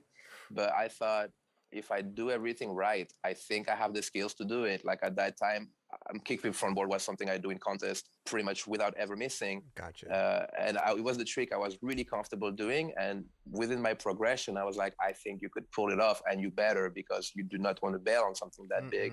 But it just came up like the right thing, like kind of a boxer that comes and fights someone dangerous, but he knows he's ready. Like he worked all the way up to that dude, and he's not gonna get killed. He's there for a reason. It took a time, like for me to get confident. But yeah, I told the guys like I'll do a couple of kick flips, and I've done 2. I'm like, okay, if this one is again the perfect one, I'll turn around. I don't stop. I did that 3rd one. I turned around and I had the balls to finally try one, and then you know how it is. Once you try one time in the zone, and then you try until you land, and then you roll from it. So yeah. So that's how I got hype. So you're just skating the flat ground, kick flip, nonstop. Yes, You kick flip, non-stop. you turn around, and you just go for it. There you go. Like I mean, I stopped in front of it a couple of times. I kick flip. I'm like, there you go. If you do like this, you front board the rail. So I wanted to do 3 in a row. I guess I probably stopped in front of it. I told everybody if I do a kick flip, I won't stop. I rolled around, turned around, did a kick flip perfect. I'm like, this is it. And I just went for it. Wow. I can't even imagine. It's always the first try, right? The first one, the first attempt really break the ice. Breaks the ice. Absolutely. That's the hardest part, honestly. Like, and plus back then I used to hate, I see it as a fight, between me and that first try. Like, am I going to be able to beat that fear and to beat that scenario? Because yes, before you hit your tail and you try for the first time, you do have negative thoughts that can go on, but the shorter they are, the better it is. But yeah, you never come on a spot as a winner right off the bat. You always are extremely careful, make sure you're in the zone and the shoes, the board is right to put everything on your side. But yeah, it's a mind game, and we all know the more you stop, the more you start doubting. So you know exactly where not to go. And yeah, the time is ticking. The more you're thinking, the harder it's going to get. So you don't have forever to decide. I love that. Time's ticking. The more you think about it, if you stayed up there for about 45 minutes, like debating and standing and looking at it, like you're gonna go to. I don't know spot. if I would have done it. Yeah, no. You start thinking something. You're not in the zone no more. No, you have to stay. Back to the basics. Your board feel and the rail, and do what you know what to do. I love that you use the comparison of the boxer, right? The boxer who's been training his whole career, doing fights here and there, and then. Leading up to that fighting that main title fight, right. It's like you were on that path. You were backside, kickflip from boarding rails in contests every try, and you had that trick on lock. So I love that comparison. Yeah, because it's how it feels. I really just practiced that trick so much that I could literally have the balls to kickflip that bad boy right there, kickflip on board. Was this your first time in the States? No. I was staying with Jeff for a while. Now I was skating in HB, skating a lot, Santa Ana, Orange County, everywhere. And then I was like, bro, I really would like to kickflip from board something big but not high, because I can't really pop that high yet. It's like, bro, there's this rail in SF. Check it out. This is it. I was like, wow, okay, I know that type. We all know that the race or the jar of that rail, and I skated university that had it. I'm like, okay, I know that rail, but shit, that's long. I think the height is perfect. It's not too steep. I think that could be it. So we drove and to get that one and other clips in SF. But yeah, we kind of drove there to go there, I love that, man. Damn, so you flipped in every single try, right? You flipped in, slid to the bottom. Yeah, just like the edit of Ewan. That's every single try, I believe. Yeah, but one, I got really close to the board, got almost away from me. I saw one try, I was like, oh my goodness, I'm glad I didn't feel that in that moment, because it was a very close call on one try. Yeah, I feel like if you have that one try that you don't get in, that'll just mess up the whole vibe for sure in your head. Flip the switch, right? Yeah, no. Yeah. Let's go back to Huntington Beach, man. 7-hour drive. Yeah, sorry guys. Let's stop it in and out on the way back, man. My bad. To get some ice. Yeah. Oh, dude. Now this one was funny because I feel I had never seen this before, and I feel like this was one of the tricks that you did. Jeez. Such a basic trick, but it's so weird. I think this got a lot of people talking. As well. Yeah, dude, I would have never thought, because I did this as a joke, man. It was like there was a skater in the south of France, in Marseille. that used to do that, like not really as serious, but just like as something unusual that he had fun with, and I did it. And then as we were getting ready to film the line with Fred, I'm like, hey, like check this out, Fred. Like I'm gonna do a kickflip crossfoot, like ha ha ha. And then he posted talk about it 20 years later, like it's insane. Well, but I did it as a joke. That's hard right there, I bro. mean, I'm sure a lot of people got their legs twisted trying to replicate that. Well, this video, when it came out, it was like the biggest video to come out. And then you're this new kid that everyone's talking about. And the first trick that comes up is that. So I was at this premiere. I was like, what the heck? Like, you know, it's we're in for a store. We're in for a party right now. Here we and go. then it really kicks in. It throws everyone off and it kind of laughs, but then it's like heavy hitting right away. Oh my God. I never thought in a second that it would have that type of impact on, you know, like time in skateboarding. It was really just to fool around with Fred and be ridiculous. So, you know, you be careful what you guys do. It might become a classic. Exactly. Exactly. It's Honestly, it was just a joke. It's crazy. It's so funny, man. It's so funny what people gravitate to, right? We talk about this on the show too. It's like your trick that you did that maybe means so much to you, but it doesn't get the attention of the other tricks. You can't control that. Right. It's not up to you, I believe. You cannot control that. I don't think so. I mean, you can still have that trick for yourself and be like, I love that trick. But for the masses, sometimes you're like, well, what about this trick? I did this. You didn't see that? Like, you know? I mean, to be honest, if that you could have done that trick, it could have been somewhere else in the video and it wouldn't have been impactful. It was the first trick in your part, and that's what made it. Like, it was that. It was as an intro. Yeah, you're like, what? And that's what made it so powerful. It set the tone. Yeah, it set the tone of like, it got your attention. Yes, totally. It got your attention. Wow, I would have never thought, to be honest. Dude, yeah, it's crazy. I love that. You could post that now and people would be like, damn, bro. Totally. We all grew up on that, man. I was like, throw a post out of that. Because there's a lot of people that haven't seen that. That's know? true. That's true. That's one of those things that if you've never seen it, you're like, what the hell? But then if you grew up on it, you're like, oh, that's my shit right there. Right. For sure. Yeah. Right. Like I've never done it, but that's my shit. Yeah. No, but people took it to the next level. I've seen people doing tray flip onto a crossfoot, nollie heel crossfoot. Some crazy things out there. I've often been like tagged on it because people think of me when they do that. So I've seen out of like every corner of the world, people doing crazy variation of that. And it always trips me out, to be honest. But even it's down a 3 stair. I haven't seen it downstairs too much. Right. Always on flat. That's on flat, Yeah. for sure. Sure. This is a line that you were just talking about at Le Dome here. Such an iconic spot as well. You know, Le Dome's been around beautiful for too. so long. Best spot. The ground's great. Wow. Yeah, great marble. Great marble. And people don't realize it's like a museum, right? And they just allow you to skate there, right? Kind of in the same sense as like MACBA, you know? MACBA is this museum, but they look at it as like art almost, right? Skateboarding. Yeah, no, when you get there, it's insane, man. All the sculpture, like the building, everything just looks spectacular. You know, you have that huge fountain in the middle. Oh, it's it's pretty insane when you arrive there. You know where you're at. Right. And so it's such a great thing to have footage there, you know, like I said, it's iconic. You guys killed that spot. No, growing up in the South, I was like, man, I can't wait to go skate Paris and skate Le Dome, you know, or La Dome or Bercy, Créteil, or all those spots you dream of skating as a French skater from the South. Totally. Now, was this just all, were you there for a little while filming this? Or did you just kind of... Was this you talking about the line? Yeah, well, like the same trip. Like, were you backside flip the double set at the same trip? No, I think that line. Yeah, that line is later. That line is later. Yes, I'm older right there for sure. I think it's when we did that long trip to France where we went to Lyon and we skated that small rail in Lyon. That was a whole real like long road trip where we went from Paris to Lyon to other area, skating France a bunch. So yeah, that was part of another trip. Didn't they put that rail in? But didn't skaters put that little rail in? Yes, that's Lyon? not a real rail. Right. Yes, that's skaters that did that. Yeah. Doggy.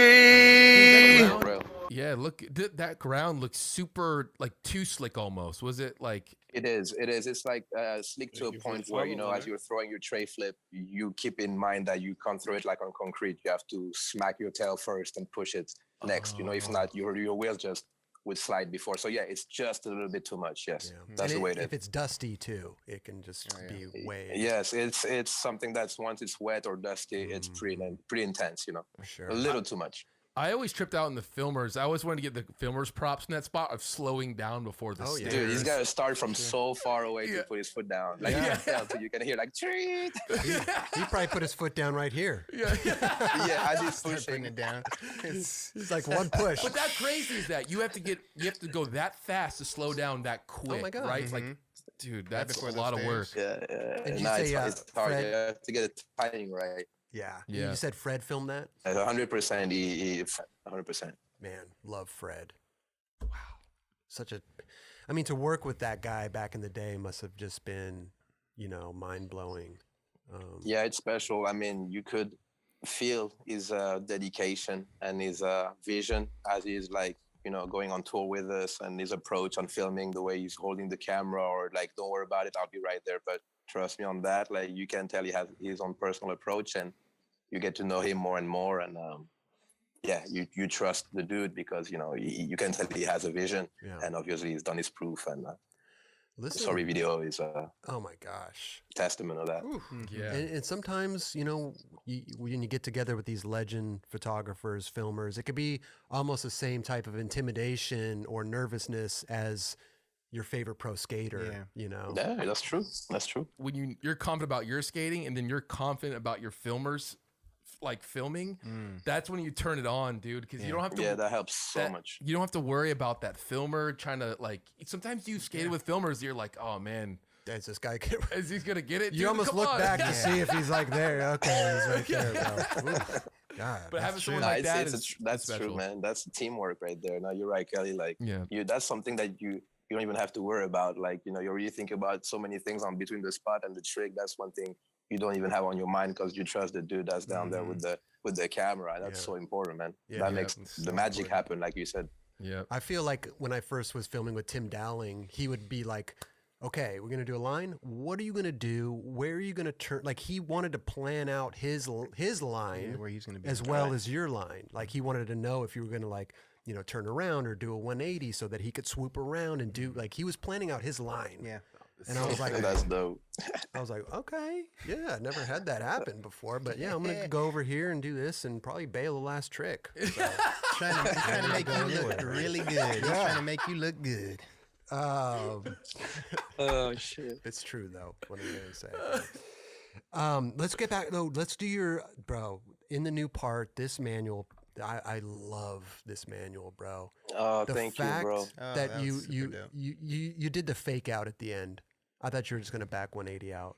You did a front, like, Oh, really? You thought back at 180 out? I mean, that's just the way that you were gonna go, right? Yeah. You do that and you back 180, right? You did the fake out, and I love the Yeah, fake that was out. my purpose. I was like, bro, I've got to do it like that. That's dope. If I can pull that off, that'll be cool. Go back to switch, to go back to reg. Yes. That was my whole point of trying that thing, so that I could trick you, buddy. No, but I love those trick ones because listen, your body's already going that way, your shoulders going that way, and then to reverse that and almost just and do it good too. Yeah, like no, snap out. It was full- still flowing. Like, yeah. Still straight up. flowing. Yeah.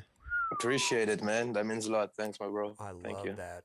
Yeah, that was my idea. That's the vision I had, that I could like make it happen where it felt natural. And so I'm so happy the way that footage came out. Like, it's nothing crazy dangerous or anything, but that's the way I thought of it, and I'm happy we could capture it. So I'm hyped you guys liked it. Listen, I mean, well, because the thing is, like I was saying, when you do like a switch backside 180, it just like, you didn't settle for the easy way out. You know what I mean? You really put a twist on it, which I love, because you could have switched back 180 out easy.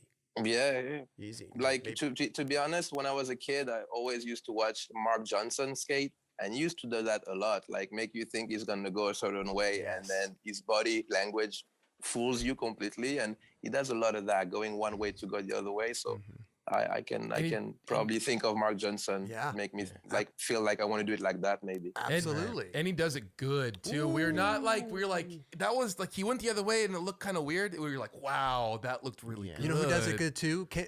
Kenny Anderson. He'll do those manual tricks and come out the opposite way that he should. For sure. And I'm like, ooh, Yeah.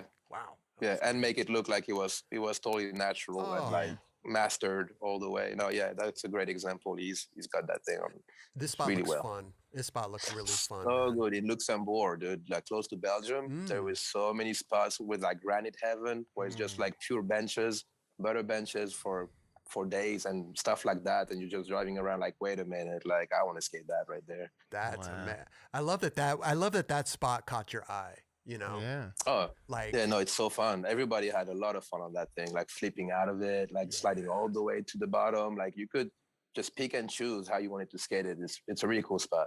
Now, my question is because it kind of looks like, is it good run up or did you have to swerve into it? Because it looks like you had to swerve into it a little bit.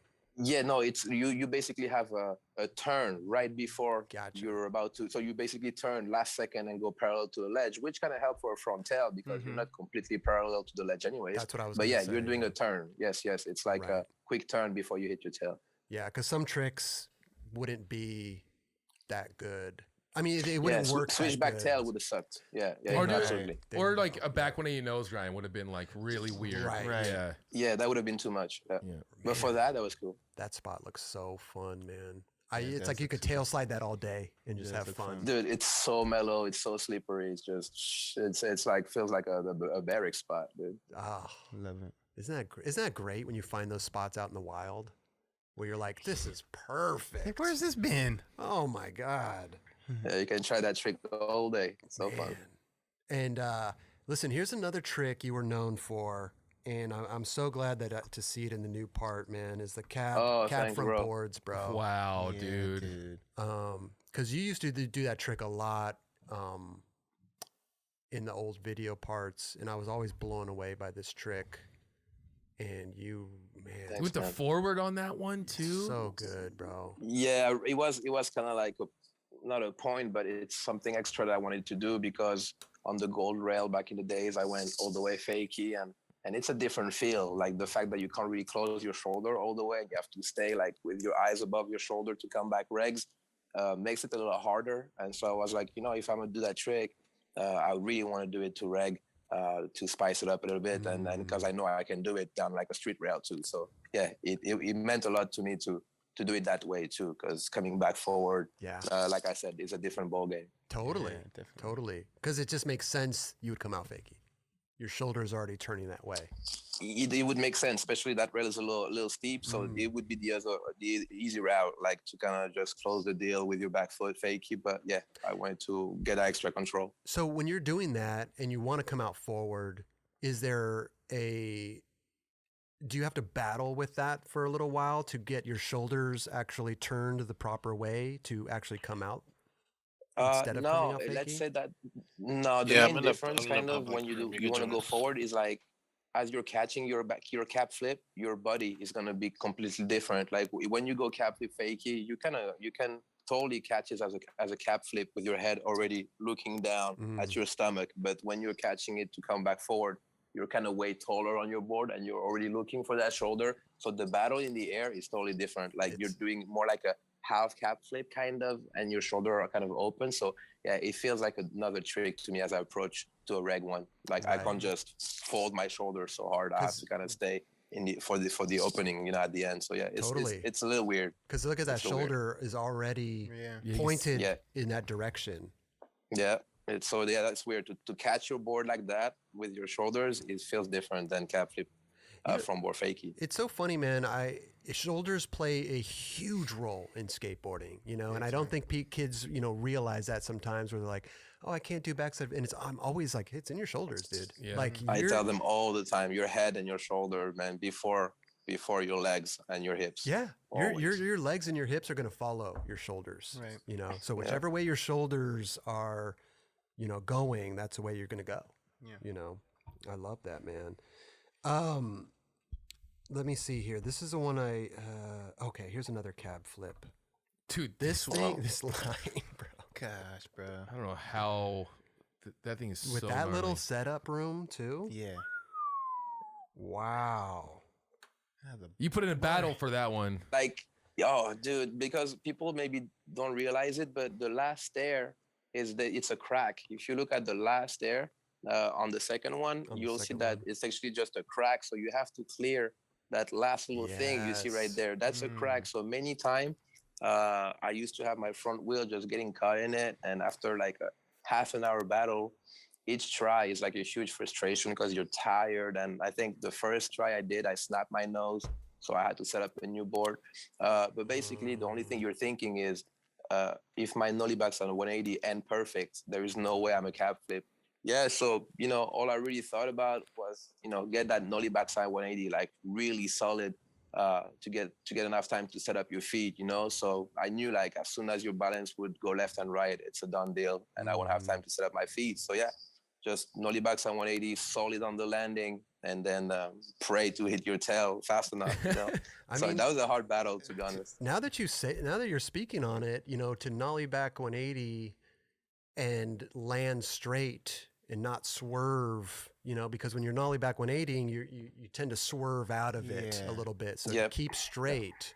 You have to keep straight. That was all I was thinking about. It's a battle in itself. So you got to keep straight and then keep rotating, right? That's like no, dude. I mean, like it's like kind of like comparison to that really big double set right to the left of it. When you get in front of that one, you're like, whoa, I thought the flat would be a little longer, and you're like, shit, that's gonna be fast. Like as I land, I only have time to set up my feet and jump again, pretty much. So nollie backside 180 is key on that trick, like on that line. Obviously, no mess up.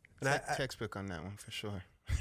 Dude, textbook. I love it. Textbook. Look at this nollie back 180, dude. Look at it. It's perfect, bro. Like, you would think if you're gonna do something down something, you're like, okay, I'm just gonna do a little one so I can get it. Like this motherfucker's like, he's like, no, I'm gonna pop the shit out of it. Yeah, we're going over bench easy.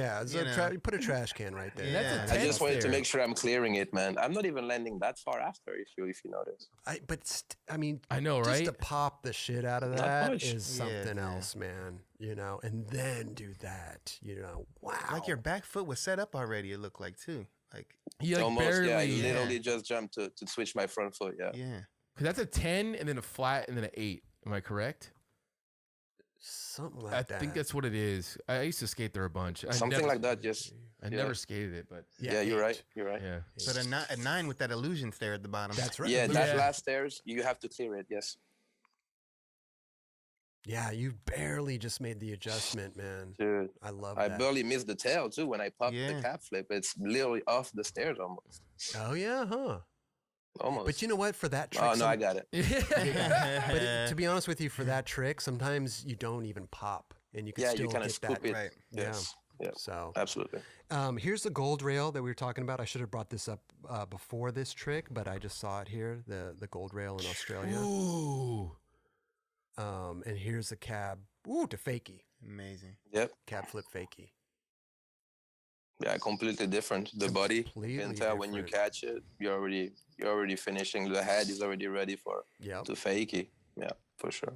That pole always bugged me out on how people would skate that. I mean, I can see how certain tricks are done, you know, especially that one. Like it wouldn't affect you as much, but like when you're just skating it like normal, like that in your peripheral can just mess you up. Yeah, you feel it. It messes with your mind for sure, especially the approach. You feel like something is blinding you, and you have to make sure your shoulder don't hit the thing. Yeah, it's uncomfortable for sure. Well, especially for a nollie back heel.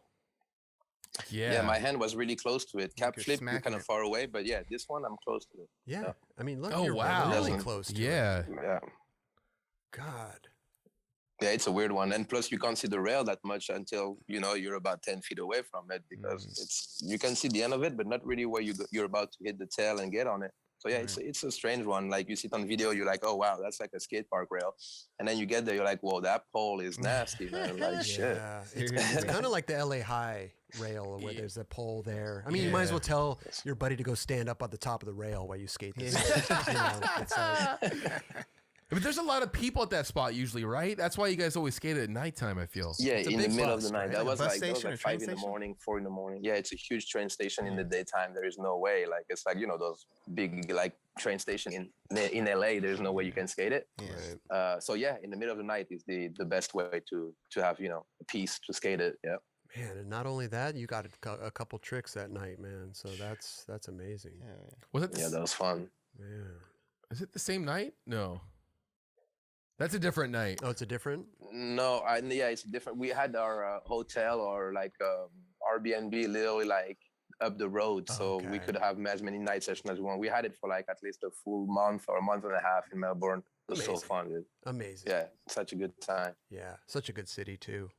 Yeah. So much fun. Dude, here's a I tripped out on this because this spot, the Van Nuys bump, Dude. you cab flip this is not the easiest bump to skate, man. Especially Fakey, you gotta just throw it.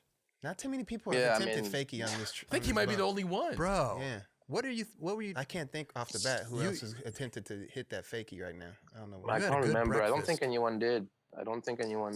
But to be honest, like that's another type of spot where you see your friends skating it and you're like, dude, that looks so fun. Like just a bump over a sidewalk and then over a road. But I couldn't believe how quick and how just short. Like there is no progression. It's just a weird bump. Yep. So, but you know, it's those type of spot. I'm sure Jerome knows what I'm talking about. As all you guys, like the more you go to the spot, the more you skate it. And the more you start to understanding how to use it, like honestly, the first 15 minutes, even a ollie felt super awkward to get that right timing and a right push over the road. Then after coming back to it many more times, like, okay, actually you have to hit really early or you have to hit at this amount of timing or wait that long. So it's the spot where the more you skate it, the better you understand it too. So I skated many times before I thought of cap flipping it, you know, because the first time it was so hard to skate. It's a very hard spot to understand how to use it. Well, it's kind of like the Bezos, right?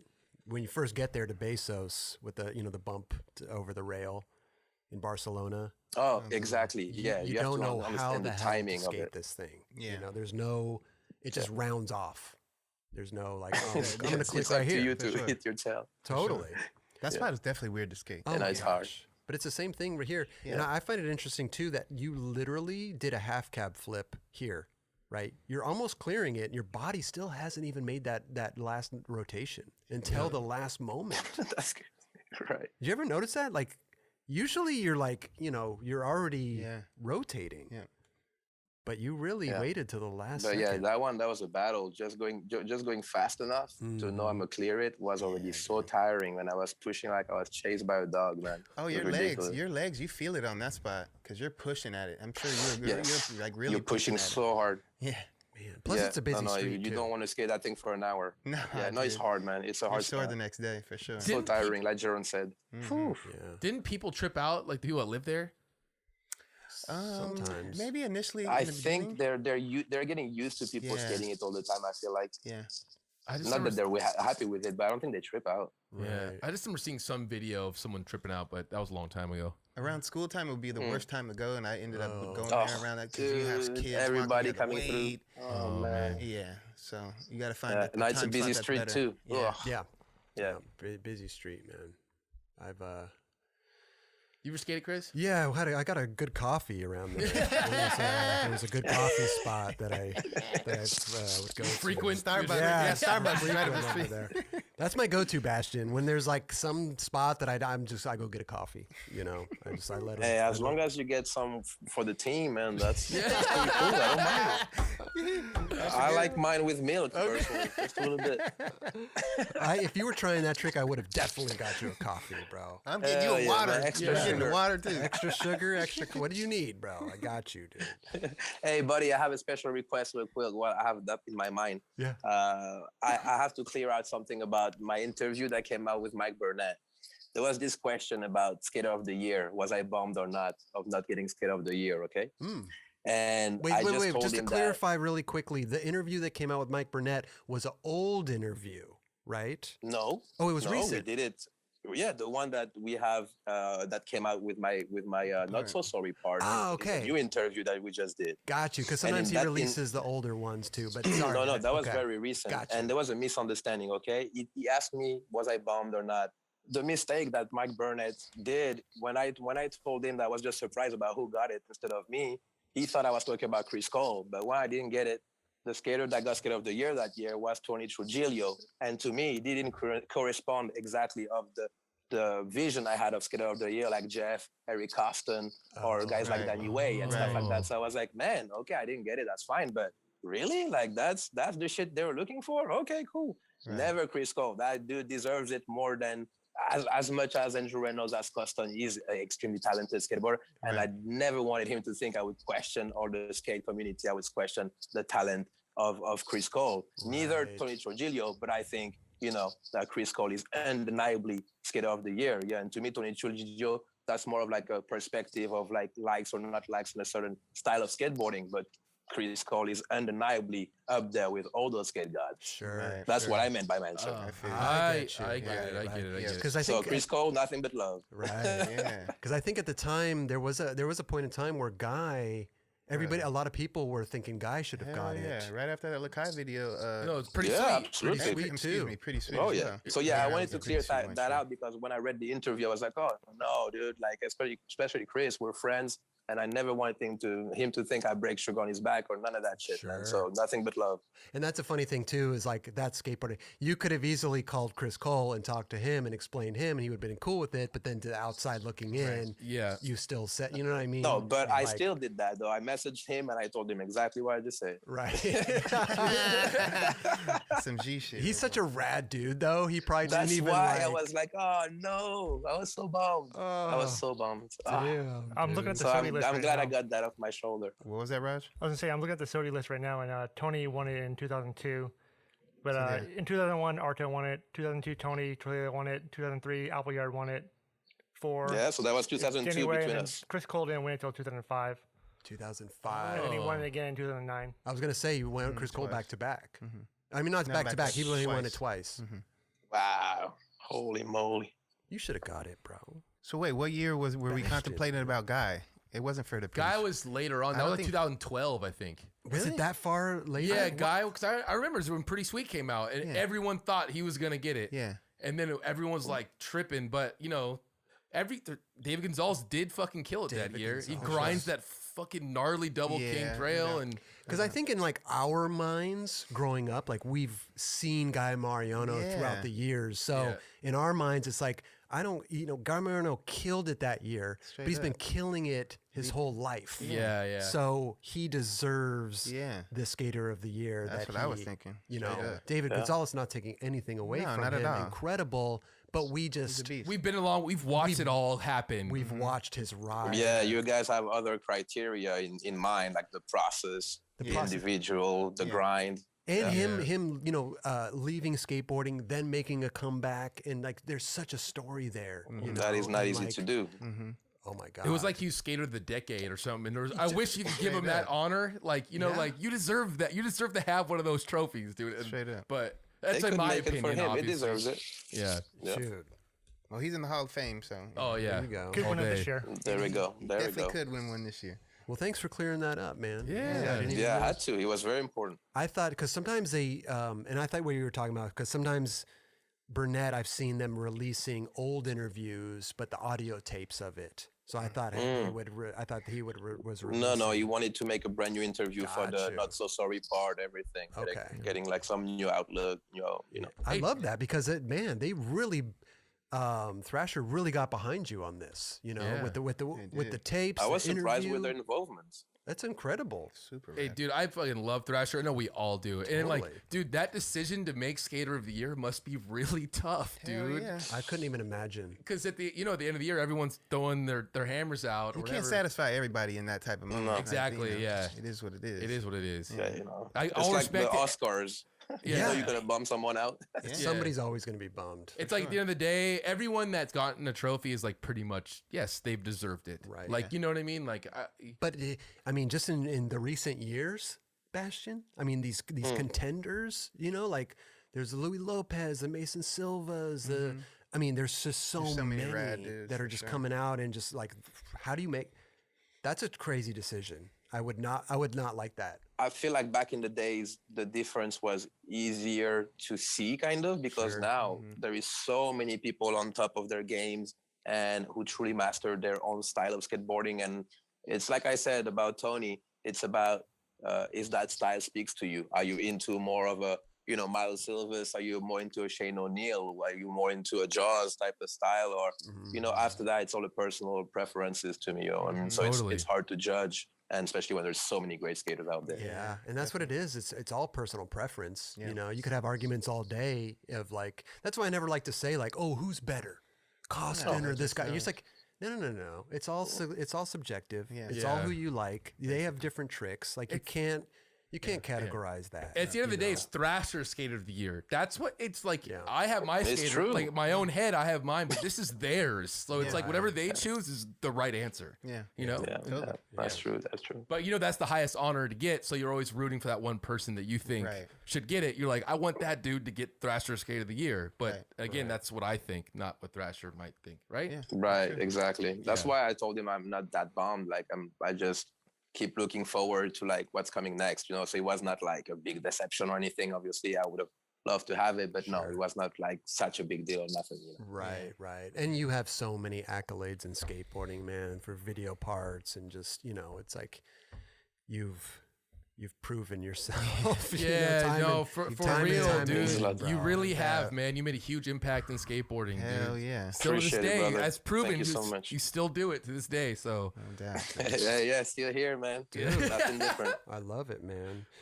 It's so funny because when you're an older dude looking at a younger dude and to get that, like, wow, this guy, you know what I mean? Like, it's just a whole, I don't know what I'm trying to say, but you're just, I've looked up to you since when you were a little kid, and me being older, it's definitely like, you're yeah, like, it was wow, crazy. this You is, were a of course, big dog as a little kid. Yeah, That's what I'm saying. That's what's crazy. Back then, there was like the handful of big dogs, and you were one of them. And you were like, you were younger than me. Yeah. So it was like really crazy to see, man. And, right? Like around 13, 14, and you're just beasting. I mean, I found out you're younger than me, so that's weird to think that when I was 16, I was just eating hot dogs and doing fucking front boards. Yeah. And you came from boarding 16 stair rail. Backside flipping double sets in front of Tom Penny. Yeah, Made dude, straight it's up. insane. Kneeing yourself in the face. Yeah. Crazy.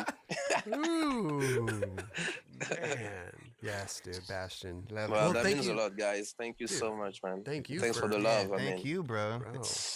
Seriously. overwhelming. But we're not done yet. We're not done yet, man. I just want to talk about a couple more tricks, if that's okay with you, Bastion. Let's go. No problem. This trick, we always trip out on this set of stairs in Barcelona. You fakey flipped them. That is huge.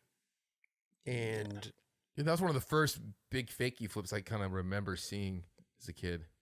Yeah, those blocks are high, actually. Like, it's long, but what's like kind of impressive is like, like the kind of hit you're gonna get on the legs at the landing, and you're looking from up there, you're like, shit, like, okay, that's a fly right there. Like, am I ready for that? So yeah, that was the first impression. Like, shit, I thought that would be a little lower. So I'm about to feel it in the legs. Yeah. oh, really? Yeah, it's high.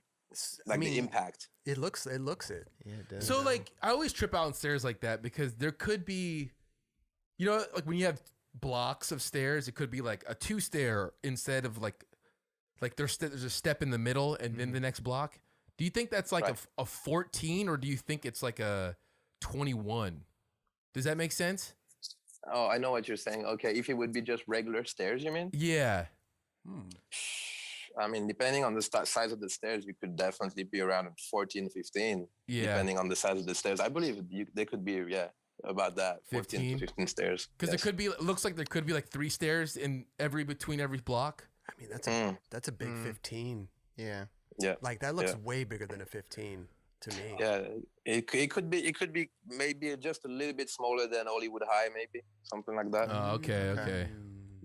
If you think about it, like the fly looks about what you would get, but just a little smaller than Hollywood High, maybe. So yeah, maybe it looks like a 15 stairs to me.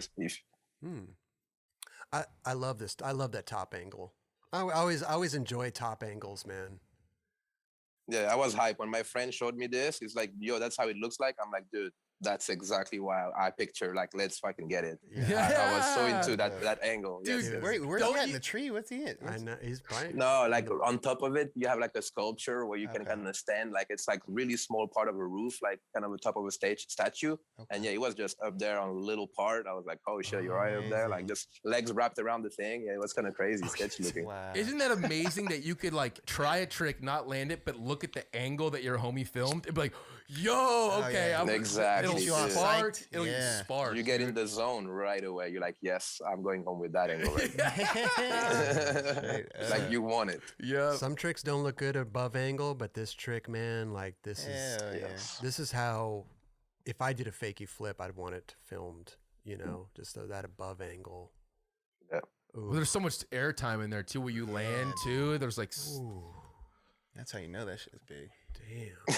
fakie Like flip, when man. the arm starts going like that. Yeah, it's just so. Oh, Wait, we got this. really? Yo, if you don't pop that trick right, man, that's a dangerous trick to fly downstairs with. And you Fakie? don't. And that's why I always took about like 1 foot like safety zone. Like I never hit my tail like closer to 1 foot before the stairs, you know. I never like I give myself a limit, like a danger limit. Yeah. So if you can tell I give the pop motion like about 2 feet before the thing. You see right there, I start Yeah. We see jumping the so top angle. early.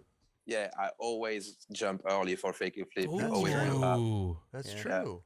I never noticed. But then you have that. to go really, really fast. But at least you know you're gonna pop, and you got a good chance of clearing it. For sure. But yeah, you never want to miss your pop. You're right, Kelly. Yeah, that's scary. Dude. However, a fakie flip can definitely if you pop it, that thing's gonna just go right up to your feet. Like you know, you can get a good solid fakie flip if you pop that thing hard. You know, Yeah, no, absolutely. And plus, like that's but the run up is endless. You have about 2 football field if you want. So I could just push, prepare. Okay, now, and you have the perfect run up to get that timing right. So wow, this is a beautiful. hey guys, just a heads up, I have less than 10% battery, so I don't know how you guys want to do this. We just have a couple Okay. more. Hey. Let's make it happen. Dude, this one oh, here we go, Bastion. That man. Listen, the Wilshire 10. Legendary spot, man. Back in the days right there, I couldn't wait to see that rail for the first time. You know, when Costin killed it in the meeting Matty and stuff, I heard of that. Fred used to go to those missions and film with Eric. So I was like, dude, really? Like, that's what went down in Wilshire? Shit, like, let's drive by. Maybe I got something for it. So I was really hyped on getting that trick. Amazing. And you came out forward. Yes, because I had the 2 fakie already done in San Francisco, so I needed to do something different with the same trick. Right. Yeah. Man, it's so rad though. Even if you're coming from a different country or not, going to these iconic spots, Dude. seeing them in person, not You only feel just something. you feel Yeah. something, man. You don't even have to skate it. Just being there and the energy and just energy's already in the air. it's a crazy feeling, you know. Yeah, it feels a little sort of natural. You're like, wait, I'm there. Like Costin nollie heel no slide that thing. Yeah. I'm here. I'm touching it. Yeah. I feel you, man. Skate tourism, man. That shit's real, Yeah. dude. It doesn't happen for me for every spot, but there are the spots that are iconic. And again, it's personal preference probably. It's what you like, but just there's some spots that you just see over and over and over again that are ingrained in your mind. You're like, I'm here. Like you said, I'm sure you felt that when you came to Magba for the first time. You're probably like, Dude. bro. Magba parallel. You know, the first time I set foot in Barcelona, I got that feeling. You know, because I knew that I was here in this like mecca of skate spots. You know, and iconic tricks, and it's crazy.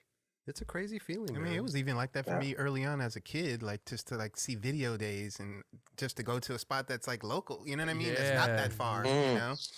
That kind of bugged me out. And I'm like, damn, I'm skating this spot. That, Homie just rolled right there. Yeah. You know? So cool. And like I said, it doesn't matter if you're from another country or just even a local. Yeah. You know, you get that feeling, bro. Yeah. Was that was your Jerome just first? said that. Is that your first time there?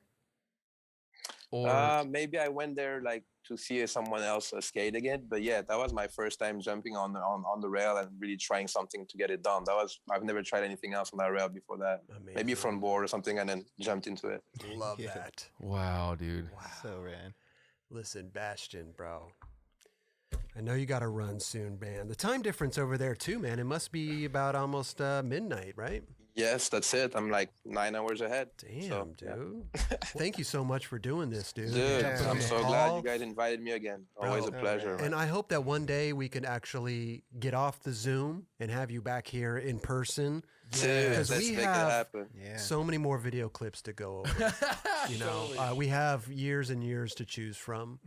We just scratched the surface right here. We had to narrow it Many down. 9 clubs to come. Many 9 clubs. Yes. Dude, always a pleasure, my homies. Always hyped to be there, man. Hey, again, Thank you so much to have me. Bro, Yes, thank you of for course. doing it. And again, congratulations on the video part and the interview and the raw clips. Like Thrasher really got behind you on that, and it's just. It's I want to thank mind-blowing. Thrasher, Hugh, and everyone, Kyle, who made it happen. You know, thanks Seriously. everybody. No, it's a great surprise, bro, to wake up and see all that. It means so much to hear, like, you know, you guys' feelings about the part. It means so much to me, It man. just Thank you so much. I watched the part, but I already want more. You know what I mean? Like it's one of those parts where I'm like, come on, man. Let's this a little more. I Like, hear come you, on. man. It makes me want to make your wish come true, man. So Please do. It motivates me, so I appreciate it. Yeah, congrats on that, and also thank you for all the inspiration for all the years, man. Like not really even knowing you as a personally, but seeing your skateboarding growing up, it's like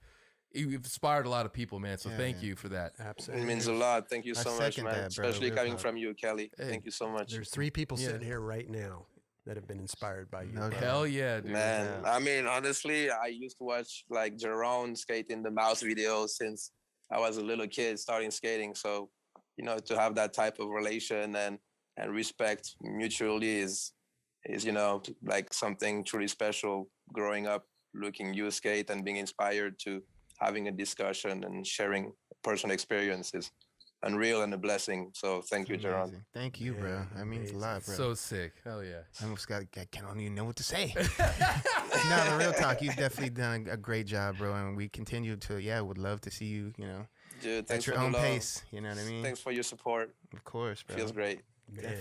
Let's not let this be the last time. Hopefully, we'll have you back again and again and again. Dude, I'll always accept your invitation, my G. Okay. Always. Are you busy tomorrow? Maybe not that soon. Maybe not that soon. Okay. Listen, we love you, Yeah. Bastion. Thank you so much much love, for your brother. time, man. It We'll see was my you. pleasure, guys. My Dude. pleasure anytime. We'll see you soon. Right on, bro. Take care, Chris, Kelly, Jerome. Later, dude. Everybody. Later, bro. Bastion Salabanzi, everybody, huh?